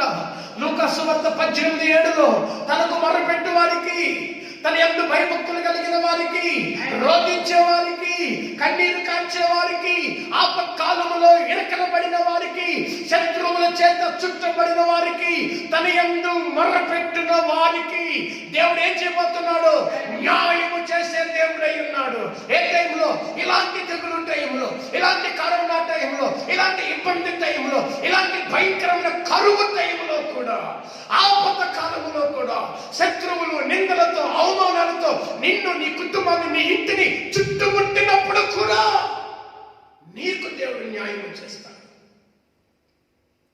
దేవునికి స్తోత్రం, హల్లెలూయా, హల్లెలూయా. చెప్పండి ఈ మాటను యేసు ప్రభు ఒకవేళ జ్ఞాపకం చేసుకున్నాడేమో. చూడండి అక్కడ ఆ మాట ఉంది, అయ్యా నువ్వే మా దిక్కు అంటే నెగోషియబోతు. చూడండి అక్కడ ఆ మాట చూడండి, న్యాయం తీర్చవా, మా మీదకు వచ్చి గొప్ప సైన్యముతో యుద్ధము చేయటకు మాకు శక్తి చాలదు. ఈరోజు కరోనాని జయించాలి అంటే, ఈ కరోనా యొక్క ఆ యొక్క వైరస్ ఒకవేళ ఒక శరీరంలోకి వచ్చిందంటే, ఆ వైరస్ ని తట్టుకోవడానికి మనిషి యొక్క బాడీలో ఒక 99% లేదా ఒక 89% లేదా ఒక 78% అంట ఏమంటారు చెప్పండి? Vitamin C, vitamin D, vitamin power ఉండాలి అంట. దాన్ని ఎదుర్కోవడానికి శరీరంలో ఆయా రకాల మాంసపు కృతులు, రక్త కణాలు ఆ వైరస్ ను ఢీకొట్టాలి అంట. బహుశా వాళ్ళు పడిపోయే స్థితిలో ఉన్నారేమో, సోలిపోయే స్థితిలో ఉన్నారేమో. ప్రభు అంటున్నాడు, మాకు శక్తి లేదు, మాకు బలము లేదు. అంటున్నాడు, అయ్యా వారిని ఎదురించుటకు, వారిని చేయించుటకు మాకు శక్తి లేదు. అయితే శక్తిని ఇచ్చుటకు మాత్రం ఉన్నాం. ఆమె బలమిచ్చుటకు ఎవరు ఉన్నావు? నువ్వున్నావు. బలమిచ్చేవాడు ఆయనే. సొమ్మసిన వారికి, కృంగిన వారికి, యెహోవాను అనుసరించే వారికి, యెహోవా యందు ఆనందించే వారికి దేవుడు ఏమిస్తాడంట? అనుదినం ఏమిస్తాడు? నూతన బలాన్ని ఇస్తాడు. అది గ్రహించాడు యెహోషాపాతు. దాన్ని గ్రహించల ఆ సౌలు, దాన్ని గ్రహించాడు దావీదు, దాన్ని గ్రహించిన ఆ సంసోను. ఇంకోటి తెలుసా? సంసోను అనగానే టాపిక్ మారిపోయింది. చూడండి, ప్రార్థన ఏం చేస్తుంది తెలుసా? పాపము చేయకుండా, పాపముతో వెళ్ళకుండా, పాపముతో జీవించకుండా, పాపములో మునగకుండా, పాపముతో నడవకుండా ఆపేదే ప్రార్థన. ప్రార్థన నీ ఇంటికి, నీ క్రైస్తవ విశ్వాస ఆత్మీయ జీవితానికి ప్రాకారము లాంటిది. ప్రార్థన శత్రువు కట్టిన ప్రాకారమును కూల్చేవంటిది. ప్రార్థన శత్రువుని తప్పించే ఒక అద్భుతమైన ఆయుధము, ఒక ఖడ్గమే. దేవుని శక్తి, దేవుని మహిమ, ప్రసన్నతే ఆయుధములో కూడినటువంటి అభిషేకమే ప్రార్థన. ప్రార్థన ఎప్పుడైతే ఉంటుందో నువ్వు పాపము చేయలేవు, పాపములో పడలేవు, లోకం వైపు చూడలేవు. కానీ ఎప్పుడైతే నీ జీవితంలో ప్రార్థన ఉండదో సంశయం అయిపోతా, డేలా అయిపోతా.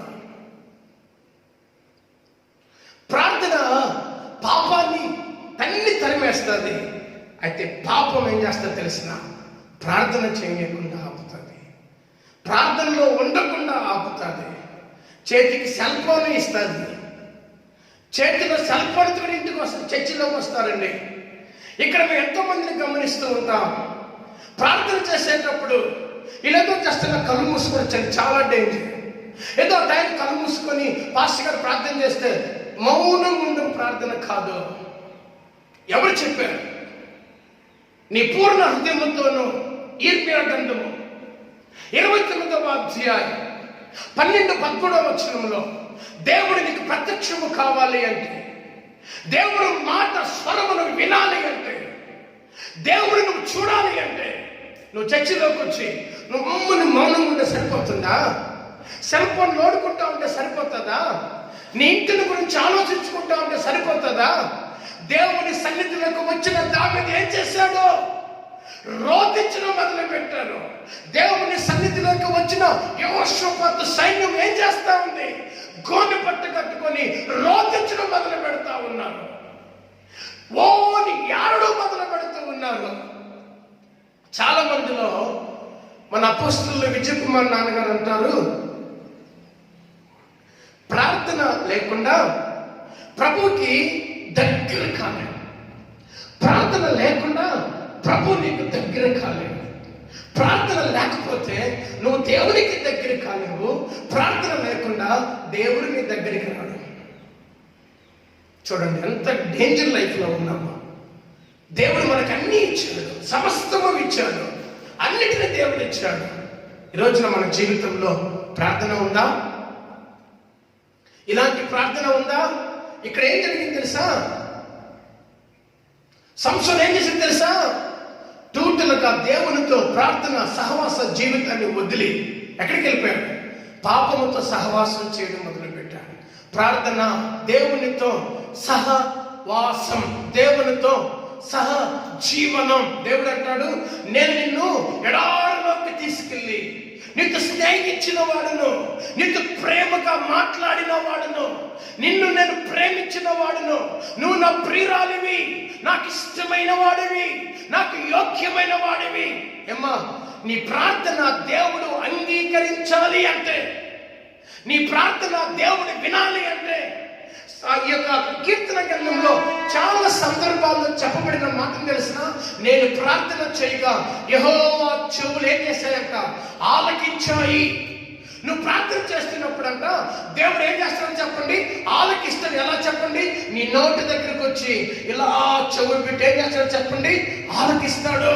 నువ్వు చర్చిలోకి వచ్చి ఇలా ఫోన్ పెట్టుకుని ఇలా ఇలా చూసుకుంటూ, ఏంద్రా టైం అవుతా ఉంది, ఇంకా వదలలేదే, నేను ఇంకా టైం అవుతా ఉంది వదలలేదే, నిద్ర వస్తా ఉంది పాస్టర్ వదలలేదే, తినాలి ఆకలి అవుతా ఉంది ఇంకా వదలలేదే, ఏంద్రా ఇప్పుడు పట్టిన ప్రార్థన ప్రార్థన ప్రార్థన. ఏంటి ప్రార్థన? దేవుడు లేడా? దేవుడు చూసుకుంటాడులే అన్ని అని మూర్ఖంగా సౌలులాగా మూర్ఖులై సమస్తాన్ని కోల్పోయే వాళ్ళని ఎంతోమంది మనం చూస్తున్నాం. ప్రార్థన ఉంటే నీ జీవితము ఎలా ఉంటుందో తెలిసిన? ఫలభరితంగా ఉంటుంది. ప్రార్థన నువ్వు వేసే ప్రతి అడుగులో నీకు సక్సెస్ అనగా విజయాన్ని అనగా ప్రార్థిస్తే, నువ్వు ప్రార్థనలో పర్ఫెక్ట్ గా ఉంటే నీ జీవితంలో దేవుడు నీ యందు కూడా పర్ఫెక్ట్ గా ఉంటాడు. నువ్వు ప్రార్థనలో ఎదిగితే కొద్ది నీ జీవితంలో ఏదైనా చెప్పండి వెతికిస్తూనే ఉంటాడు. ఇక్కడ దేవుని బిడ్డలారా చూడండి, ఈ యొక్క సంవత్సరం తన జీవితంలో సమస్తమును కోల్పోవడానికి గల కారణం ఏంటంటే పాపములోకి దిగిపోయాడు, పాపముతో సహజీవనము చేస్తూ ఉన్నాడు. అయితే యోసేపు ఫలించడానికి గల కారణం, అభివృద్ధి పొందడానికి గల కారణం, ఒక బానిసగా వెళ్ళి గవర్నర్గా రాష్ట్రపతిగా మారడానికి గల కారణం ఏంటో తెలిసిన? ప్రభుని చూసి భయపడ్డాడు, ప్రభుతో ఏకమయ్యాడు, పాపాన్ని వదులుకున్నాడు, పాపం వదిలి పారిపోయాడు, పాపాన్ని పట్టుకున్నాడు, పడిపోయాడు, పాపాన్ని వదిలి పారిపోయినాడు, పైకొచ్చాడు. నువ్వు పైకి వస్తావా? పడిపోతావా? నువ్వు పడిపోయేవాడు అయితే నువ్వు పాపంలోనే ఉంటావు. లేదయ్యా నేను పైకి రావాలి అంటే ఎవరిని పట్టుకుంటా? ప్రభుని పట్టుకుంటా.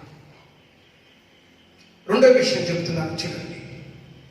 ఈ యెహోషాపాతు ఇలా ప్రార్థించడానికి గల కారణం ఏంటంటే, అక్కడ చూడండి, యెహోవా దేవా అంటూ, ఈ గొప్ప సైన్యముతో యుద్ధము చేయటకు మాకు శక్తి చాలదు, ఏమి చేయటకును మాకు తోచడం లేదు, నువ్వే మా దిక్కు అని ఏం చేశారు చెప్పండి? ప్రార్థన చేశాను. హల్లెలూయా. ఈ సమయంలో, ఈ కరోనా టైంలో ఎప్పుడు ఏం చేయాలి ఎవరికి అర్థం కావట్లేదు. వీళ్ళు శత్రువు వస్తున్నారు, శత్రువుని ఎదుర్కోవాలి, ఆయుధాలు రెడీ చేయండి, యుద్ధాలు ఇవి అవి రెడీ చేయండి అని యెహోషాపాతు చెప్పలేదు. ఆయుధాలు నమ్ముకోలేదు, కత్తుల మీద ఆధారపడలేదు. మన దేశంలో ఎంతమంది యూరులు ఉన్నారు, ఎంతమంది పరాక్రమశాలు ఉన్నారని చెప్పలేదు. ఆయనకు ఒకే ఒక మనసు వచ్చింది. ఈ భయంకరమైన పరిస్థితి నుండి, ఈ భయంకరమైన అపాయము నుండి, ఈ భయంకరమైన యుద్ధము నుండి, ఈ భయంకరమైన పోరాటపు సైన్యము నుండి, శత్రువుల నుండి మనలను కాపాడగలిగేది ఒకటే. ఏంటి చెప్పాలి? ప్రార్థన. ఆ ప్రార్థన ద్వారా యెహోషాపాతు ఎక్కడికి వెళ్ళాడు? దేవుని దగ్గరికి వెళ్ళాడు. ఎప్పుడైతే యెహోషాపాతు యొక్క ప్రార్థన పరలోకానికి వెళ్ళిందో, పరలోకము నుండి దేవుడు దిగి వచ్చి చెబుతున్నాడు, ఈ యుద్ధము చూడండి, ఆ 15వ వచనంలో యెహోవా ఆత్మ అతని మీదికి రాగా, అనగా అక్కడ ప్రవక్త మీదికి రాగా అతను ప్రకటిస్తున్నాడు, యూదా వారులారా, యెరూషలేము కాపురస్తులారా, యెహోషాపాతు రాజా, మీరందరూ ఆలకించుడి, యెహోవా సెలవిచ్చినదేమనగా. ఆమేన్ చెప్పండి. ఏంటి? ఈయన ప్రార్థించాడు, యెహోవా సమాధానం ఇస్తున్నాడు. యెహోషాపాతు ప్రార్థిస్తున్నాడు, దేవుడు సమాధానం ఇస్తున్నాడు. అది ప్రార్థన. ఏదో నీకు తెలిసిన 2 ముక్కలు చేసి నన్ను దీవించడం, ఆశించడం, కాపాడే ప్రభు యేసు నామములో ఆమేన్ అని అంటే అది ప్రార్థన కాదు. నువ్వు దేవుడితో మాట్లాడాలి, నీతో దేవుడు మాట్లాడాలిగా, మాట్లాడాలి. దేవునికి స్తోత్రం. హల్లెలూయా. దేవుడు నీతో మాట్లాడినప్పుడే అది ప్రార్థన అవుతుంది, లేదా ఆ ప్రార్థన వ్యర్థమైపోతుంది, ఆ ప్రార్థన వృధా అయిపోతుంది, ఆ ప్రార్థన పనికిరాని ప్రార్థన అయిపోతుంది. ఆ ప్రార్థనను దేవుడు వినడు. ఎందుకంటే నీ చేతుల్లో దోషము పెట్టుకొని నువ్వు దేవుని మాటలు వినకపోతే, నేను చెప్పేది ఏదో మెసేజ్ చెప్పాలి కాబట్టి మీకు నేను చెప్పట్లేదు, ఎంతో తీవ్రమైనటువంటి దేవుని యొక్క ఆవేశముతో, దేవుని యొక్క కృపను బట్టి దేవుడు నాతో చెప్పిన ఆ మాటను మీతో నేను మాట్లాడడానికి కారణం ఏంటంటే, ప్రార్థన ప్రతి ఒక్కరు చేసే ప్రార్థన దేవుడు వింటాడా? వినడు. ఆయన వినాలి అంటే, నీ ప్రార్థన దేవుడు అంగీకరించాలి అంటే, మొదట నీ ప్రార్థన కంటే ముందు దేవుడు నిన్ను అంగీకరించాలి, నిన్ను ఇష్టపడాలి, నువ్వు ఆయనకు అనుకూలముగా మారాలి, నువ్వు ఆయనకి యోగ్యముగా మారాలి, నువ్వు ఆయన దృష్టికి ప్రియముగా మారాలి, ప్రియమైన వాడుగా మారాలి. దేవునికి స్తోత్రం. అలాంటి వాడే యెహోషాపాతు.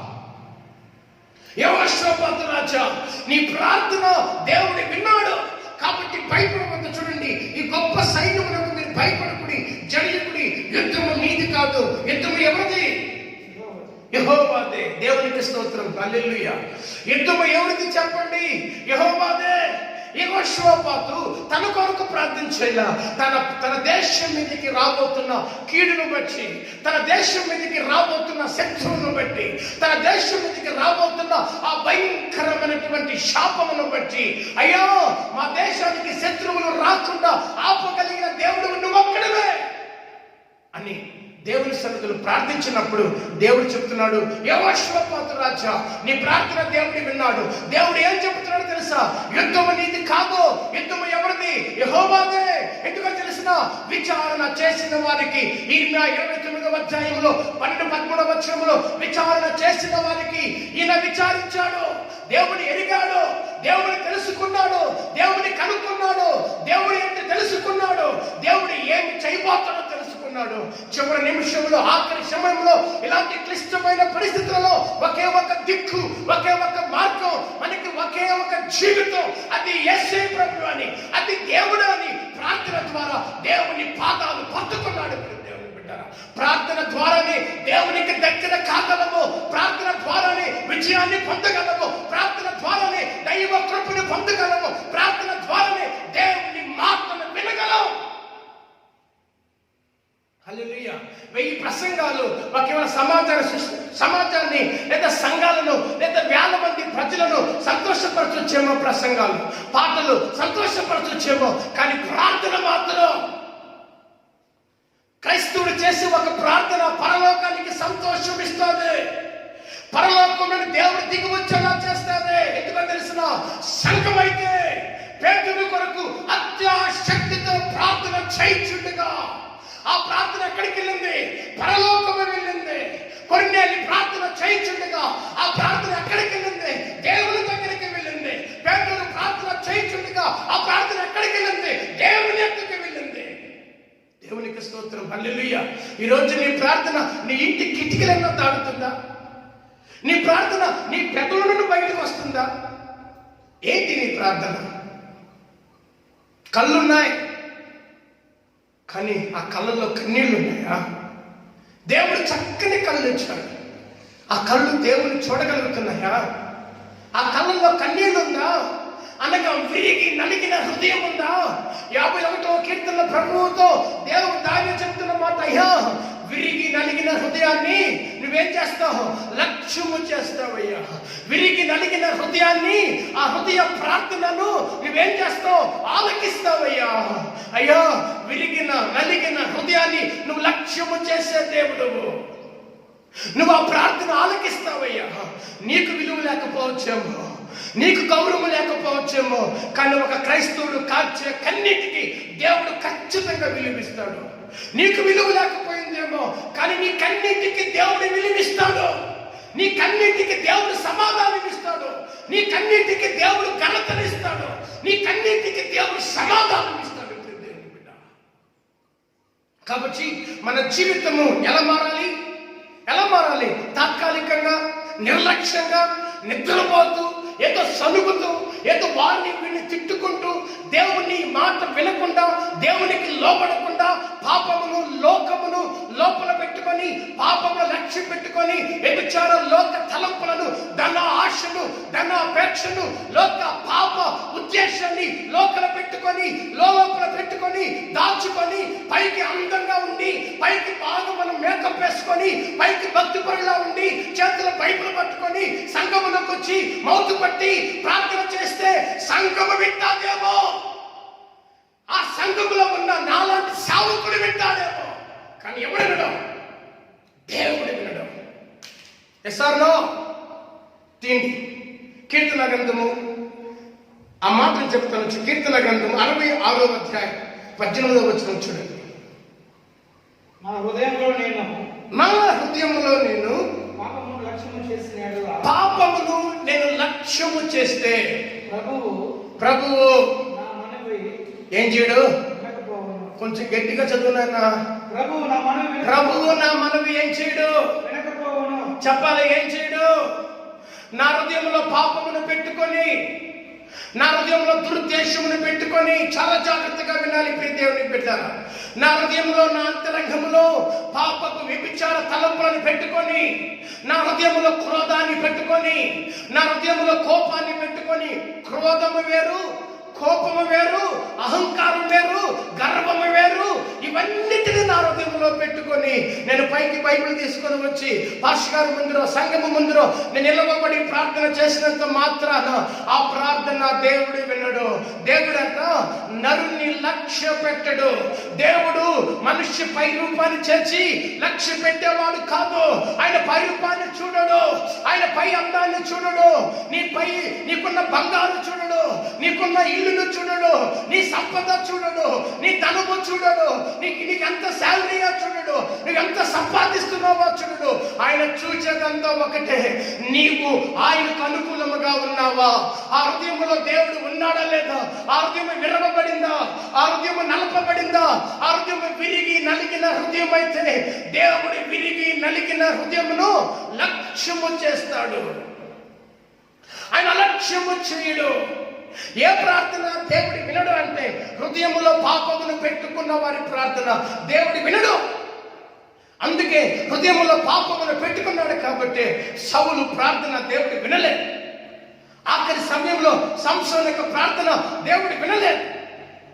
ఈ కయ్యను హేబెలు జీవితంలో కూడా చూడండి, ఆ ప్రార్థన దేవుడు ఎవరు ప్రార్థన విన్నాడు? తన సహోదరుని ప్రార్థన దేవుడు తిరస్కరించడానికి గల కారణం ఏంటంటే హృదయంలో కపటము పెట్టుకొని, హృదయంలో అసూయ పెట్టుకొని, హృదయంలో కుట్ర పెట్టుకొని చేసే ఆ ప్రార్థన దేవుడు వినలేదు. కాబట్టి సహోదరుడు త్రోసివేయబడ్డాడు. ఆదాం తన హృదయంలో లేదా హవ్వ తన హృదయంలో పాపమును పెట్టుకున్నారు కాబట్టి డైరెక్ట్ గా దేవుని దగ్గరకు రాలేకపోయారు, దేవునితో మాట్లాడలేకపోయారు, దేవుని చూడలేకపోయారు. హృదయ శుద్ధి గల వారు ధన్యులు, వారు దేవుని చూస్తారన్న మాట ఎందుకు తెలుసా? నీ హృదయంలో పాపం ఉంటే నువ్వు దేవుని చూడలేవు, నీ ప్రార్థన దేవుని వినలేవు. నీ ప్రార్థన దేవుని వినాలి అంటే నీ హృదయంలో ఉన్న పాపము బయటకు వెళ్ళిపోవాలి. నంబర్ 2, యెషయా గ్రంథము 1వ అధ్యాయం 15వ వచనం చూద్దాం.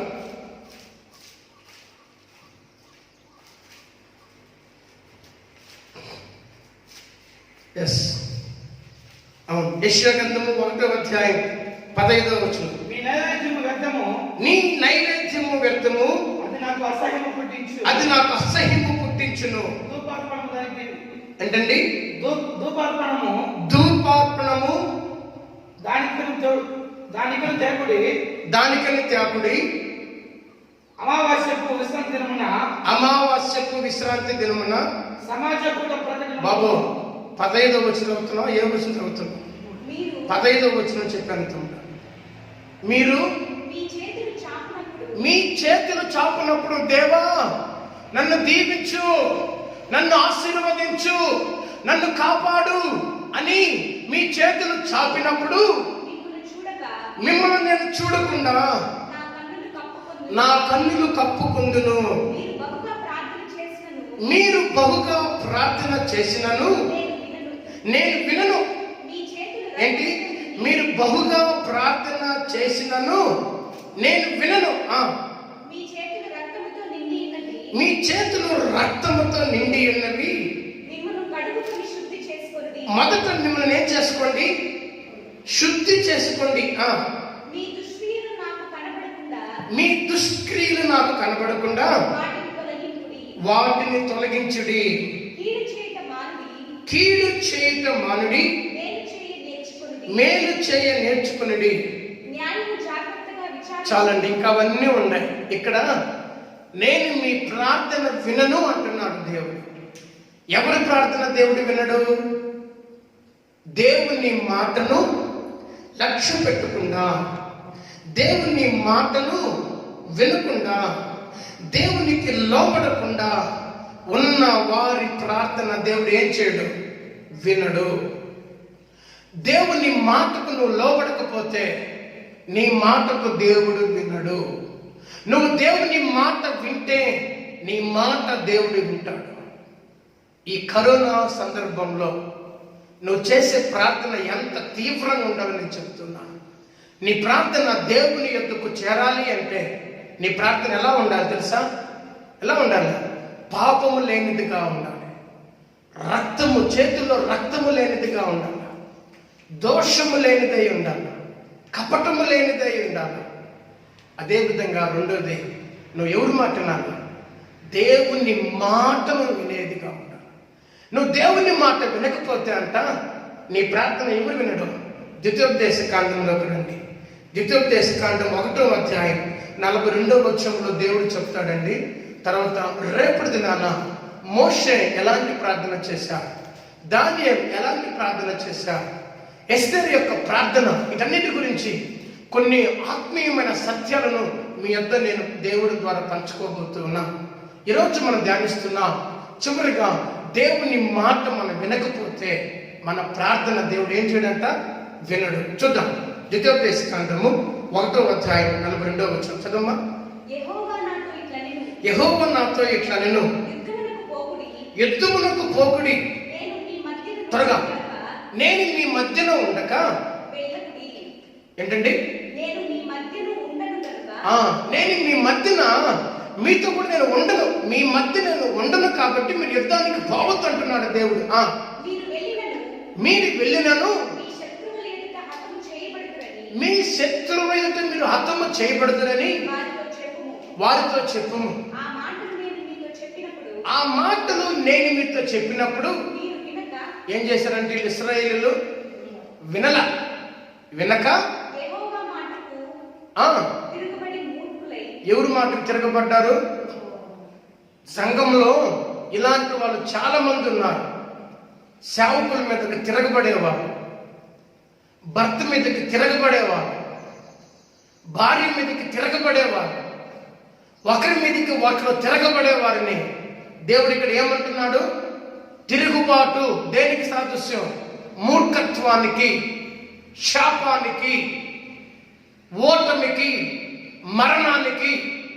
ఈ పని సౌలు చేశాడు. తిరుగుబాటు చేశాడు దేవునికి. తిరుగుబాటు, దేవునికి ద్రోహము చేశాడంట, దేవునికి కోపం పుట్టించాడంట. దేవుడు చెప్పాడు ఇశ్రాయేలుకి, మీరు వెళ్ళొద్దు. వీళ్ళు చెప్పారు, దేవుని సేవకుడైన మోసే చెప్పిన మాటలు పక్కన పెట్టి నువ్వేంటయ్యా మాకు చెప్పేది? నువ్వు లీడర్వా? నువ్వు మాకు నాయకుడివా? చాలా మంది పాస్టర్ చెప్పిన మాటలు వింటారా? వినరు. దేవుని సేవకుడు దేవుని ద్వారా, అమ్మా ఇలా చేయొద్దమ్మా, మీరు ఇలా ఉండొద్దమ్మా, ఇది కరెక్ట్ కాదమ్మా, ఇది ఇలా పద్ధతి కాదమ్మా, ఇలా చేస్తే దేవుడి మీతో రాడమ్మా, అయ్యా దేవుడి మీతో రాడు అంటే, పాస్టర్ గారు అన్ని మాకు తెలుసు కానీ నువ్వు వచ్చావు కదా ప్రార్థన చేసుకో. నీ పని ఏంటి? ప్రార్థన చేయడమే నీ పని, ప్రార్థన చేయడమే నా పని. నేను ప్రార్థన చేస్తాను. దేవుడు జవాబు ఇవ్వని ప్రార్థన, ఎన్ని గంటల ప్రార్థన అయినా సరే అది ప్రార్థన కాదు. దేవుడు నీతో రాని ప్రార్థన, నీ మొర్రని ప్రార్థన, దేవుని నుండి నీకు రాని జవాబు, అది నీకు ప్రార్థన ఎలా అవుతుంది? ఎన్ని కుటుంబాలు నాశనమయ్యాయి మన సంఘంలో. ఎన్ని కుటుంబాలు చూశాను. ఆయన చిన్న వయసు అండి, ఆయనకేం తెలుసు అండి? నాకేం తెలుసు? నాకు ఏం తెలియకపోవచ్చు, కానీ నాలో ఉన్న దేవుడు గొప్పవాడు, ఆయనకు అన్ని తెలుసు. ఆమె చెప్తారా? కాబట్టి చదవమ్మా, చదవమ్మా. తిరుగుబాటు చేశారంట, చెప్పరుగా. మూర్ఖులై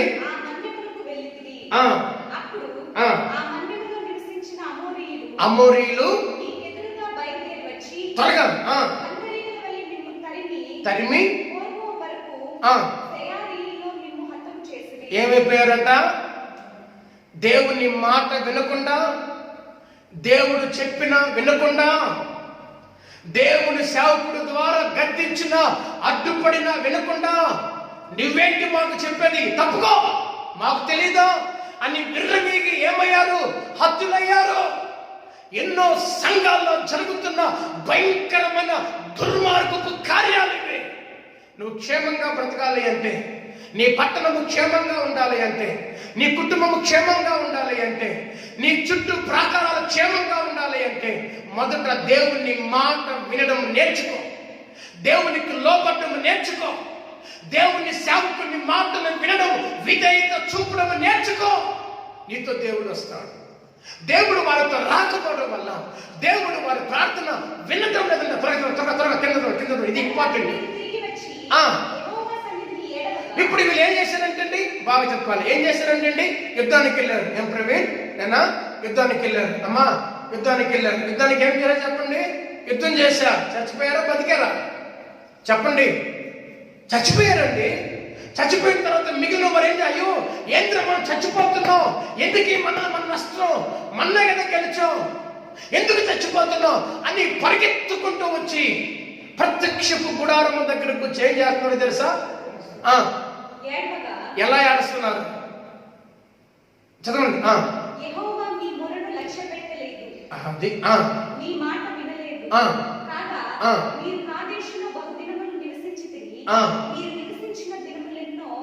నీకు తెలిసినవి. చాలు. యెహోవా మీ మొర ఏం చేయలేదు. చాలా జాగ్రత్తగానండి. పాపము లక్ష్యము పెట్టుకుంటే మన ప్రార్థన దేవుడు ఏం చేయడు, వినడు. మన చేతుల్లో పాపం ఉంటే, దుర్మార్గం ఉంటే, దేవునికి లోబడకపోతే, నీ మాటల్లో పాపం ఉంటే, నీ నాలుకలో పాపం ఉంటే, నీ కళ్ళు కపటమైతే, నీ హృదయం చెడిపోతే, నీ మనసు చెడిపోతే, అట్టి ప్రార్థన ఎన్ని గంటల ప్రార్థన అయినా, ఆ ప్రార్థన ఆ మనిషి జీవితం ఎన్ని దానాలు చేసినా, ఎన్ని ధర్మాలు చేసినా, నువ్వెంత గొప్పవాడివైనా, నువ్వెంత గొప్పదానివైనా, నీ జీవితం దేవుని ఎదుట సరిగ్గా లేకపోతే ఆ ప్రార్థన దేవుడు వినడు. మూడోది, నువ్వు దేవుని మాటకు ఇశ్రాయేలీయులు లోబడలేదు. నెంబర్ 2, సేవకుని మాటకు లోబడలేదు. నెంబర్ 3, దేవుణ్ణి ఎదిరించారు. దేవునికి వ్యతిరేకించా. నువ్వేంటి మాకు చెప్పేది? మాకు తెలుసు, మా యుద్ధం, మా నైపుణ్యత ఉంది, మా దగ్గర కత్తులు ఉన్నాయి, డాళ్ళు ఉన్నాయి, మేము ఒకప్పుడు వాళ్ళు చేయించాం, ఇప్పుడు అంతా అని చెప్పి వెళ్ళారు. హత్తులైన తర్వాత, నష్టపోయిన తర్వాత, ఓడిపోయిన తర్వాత, చావు బ్రతుకుల మధ్యలో చివరి క్షణంలో పరిగెత్తా ప్రత్యక్షపు గుడారం దగ్గరికి వెళ్ళి, మోషే మోషే మేము చచ్చిపోతున్నామయ్యా, మమ్మల్ని కాపాడయ్యా, దేవుణ్ణి ఏడుకయ్యా అంటే మోషే అంటున్నాడు, కాముగా ఉన్నాడు. నేను ముందే చెప్పాను కదా మీకు. దేవుని స్తోత్రం. హల్లెలూయా, హల్లెలూయా. నేను ముందే చెప్పాను కదా మీకు. మీరు ఓడిపోతారని చెప్పాను కదా, మీరు చచ్చిపోతారని చెప్పాను కదా, శత్రువులు మిమ్మల్ని పారిపోయేలా చేస్తారని చెప్పాను కదా. నా మాట, సేవకుని మాట, దేవుని మాటకు పెడచెవిని పెట్టి తిరుగుబాటు చేసి వెళ్ళారు కాబట్టి దేవుడు మీ మాటకు వినలేదు. మీకు దేవుడు తోడుగా రాలేదు. మీరు ఓడిపోయారు. తర్వాత మీరు వచ్చి ఎంత ప్రార్థించినా, ఏడుస్తున్నా, రోధిస్తున్నా, కానీ దేవుడు వారు మరా వినలేదు. ప్రియమైన వారులారా, మీ జీవితంలో తిరుగుబాటుతనం ఉంటే మానేయండి. దేవునికి వ్యతిరేకించే స్వభావం ఉంటే, దేవుని సేవకుని దూషించే, లేదా ఒక సేవకునే కాదు, మీరు ఏ సంఘానికి వెళ్తున్నా దయచేసి చెప్తున్నా, సేవకులను నిందించడం, సేవకులను దూషించడం, సేవకుని మాటను పెడచెవిన పెట్టడం, అవి చేస్తే నీ ప్రార్థన దేవుడు లక్ష్యమో చేయడు, నువ్వు ఓడిపోతావు. కాబట్టి ప్రార్థన నీ జీవితంలో ఎంత ప్రాముఖ్యంగా ఉండాలో తెలుసా? నువ్వు ప్రార్థన చేసేటప్పుడు నీవు అంగీకరింపబడాలి. నువ్వు ప్రార్థన చేసేటప్పుడు నీలో నుండి పాపము తొలగిపోవాలి. నువ్వు ప్రార్థన చేసేటప్పుడు నువ్వు పరిపూర్ణంగా దేవుని మాటకు నువ్వు లోబడాలి. నువ్వు ప్రార్థన చేసేటప్పుడు దైవ సన్నిధిలో దేవుడు చెప్పిన వాక్యానుసారంగా నువ్వేం చేయాలి? నడుచుకోవాలి. అప్పుడు నీ ప్రార్థన ఎలా అవుతుందో తెలిసిన? బహుబలము కలదే, శక్తివంతమైన ప్రార్థన, ప్రభావముతో కూడిన ప్రార్థన, అద్భుతములు చేయే విధంగా, ఆశ్చర్య కార్యములు జరిగించే విధంగా, నీ ముఖ రూపమే మారిపోయే విధంగా, నీ పరిస్థితులే మారిపోయే విధంగా, నీ అప్పులు తొలగిపోయే విధంగా, నీ మీదకి వచ్చిన శత్రువులు ప్రవాహము కొట్టుకొని పోయే విధంగా ప్రభు నీ ప్రార్థన ద్వారా మారుస్తాడు. ప్రార్థించే క్రైస్తవుడు సంఘములోనే కాదు, ప్రతి ఇంటిలో ఏలియా లాంటి వాడు ఉండాలి, ప్రతి ఇంటిలో ఎలీషా లాంటి వాడు ఉండాలి, ప్రతి ఇంటిలో యోషువ లాంటి వాడు ఉండాలి, ప్రతి ఇంటిలో ఎస్తేరు లాంటి వాడు ఉండాలి, ప్రతి ఇంటిలో తిమోతి లాంటి వారు, ఎఫెఫ్రా లాంటి వారు, పౌలు లాంటి వారు, ప్రతి ఇంటికి ప్రార్థనా పరులు కావాలి, ప్రతి పట్టణానికి ప్రార్థనా పరులు కావాలి. ఈరోజు 8వ రోజున ఈ ప్రార్థనను మనం చేయడానికి కారణం, యెహోషువ చెప్తున్నాడు కదా, తెగుళ్ళు, మరణాలు, యుద్ధాలు, అపజయాలు మా మీదకి వచ్చినప్పుడు మీ సన్నిధికి వచ్చి మేము ప్రార్థించమని చెప్పాము కదా ప్రభు. ఈ సన్నిధిలో 21 రోజులు మనం ప్రార్థిస్తున్నాం. ఈ తెగులు మారాలి, ఈ పోరాటం మారాలి, కరోనా మారాలి. కరోనా వ్యాక్సిన్ కొరకు ఎదురు చూస్తాం. దేవుని వైపు చూడు. దీనికి ఒకే ఒక మార్గం. ఇది వ్యాక్సిన్కి లోబడే వ్యాధి కాదు. ఇది దేవునికే లోబడాలి. ఇది దేవుని ద్వారానే తొలగిపోవాలి. ఇది దేవుని ద్వారా నిర్మూలమవ్వాలి. దేవుని ద్వారా దీనికి పరిష్కారం దొరుకుతుంది తప్ప మరి దేని వలన పరిష్కారం దొరకదు. దేవుడు కరోనాకి ముగింపు పలకాలి అంటే ఇలా యెహోషువ వలె, ఇలా దావీదు వలె, దానియేలు వలె దేశము కొరకు ప్రార్థించే, ప్రలాపించే వారిగా నువ్వు నీ ఇంటిలో, నీ కుటుంబంలో మారాలి. తప్పకుండా దేవుడు దేశాన్ని స్వస్థపరుస్తాడు. ప్రార్థన చేసుకుందాం. ప్రేమ కలిగిన తండ్రి, ఇది నాన్న ప్రభ 8వ రోజున ప్రభ మా ప్రార్థన ఏంటి, మా ప్రార్థన ఎలా ఉండాలి, మా ప్రార్థన ఎలా ఉంటే మీరు వింటారు, మా ప్రార్థన ఎంత శక్తివంతమైనదని మీరు తెలియజేశారు ప్రభా. ఈ ప్రార్థనలో పాల్గొంటున్న ప్రతి బిడ్డను ప్రభా, ఈ ప్రార్థన వాక్యమైన ప్రతి బిడ్డ మీద నాయన ఇప్పుడే అభిషేకపు శక్తిని విడుదల చేస్తున్నా, ఇప్పుడే అద్భుత ప్రవాహాన్ని విడుదల చేస్తున్నా, ఇప్పుడే వారి మీద ప్రార్థన అభిషేక శక్తి వారి మీద కుమ్మరించబడదు కాక. యేసు నామములో వారి ప్రార్థించిన దైవ కార్యములు జరుగును కాక, వారి కుటుంబంలో అద్భుతము జరుగును కాక, వారి సమస్యలు ప్రవాహం అని కొట్టుకొని పోవును కాక.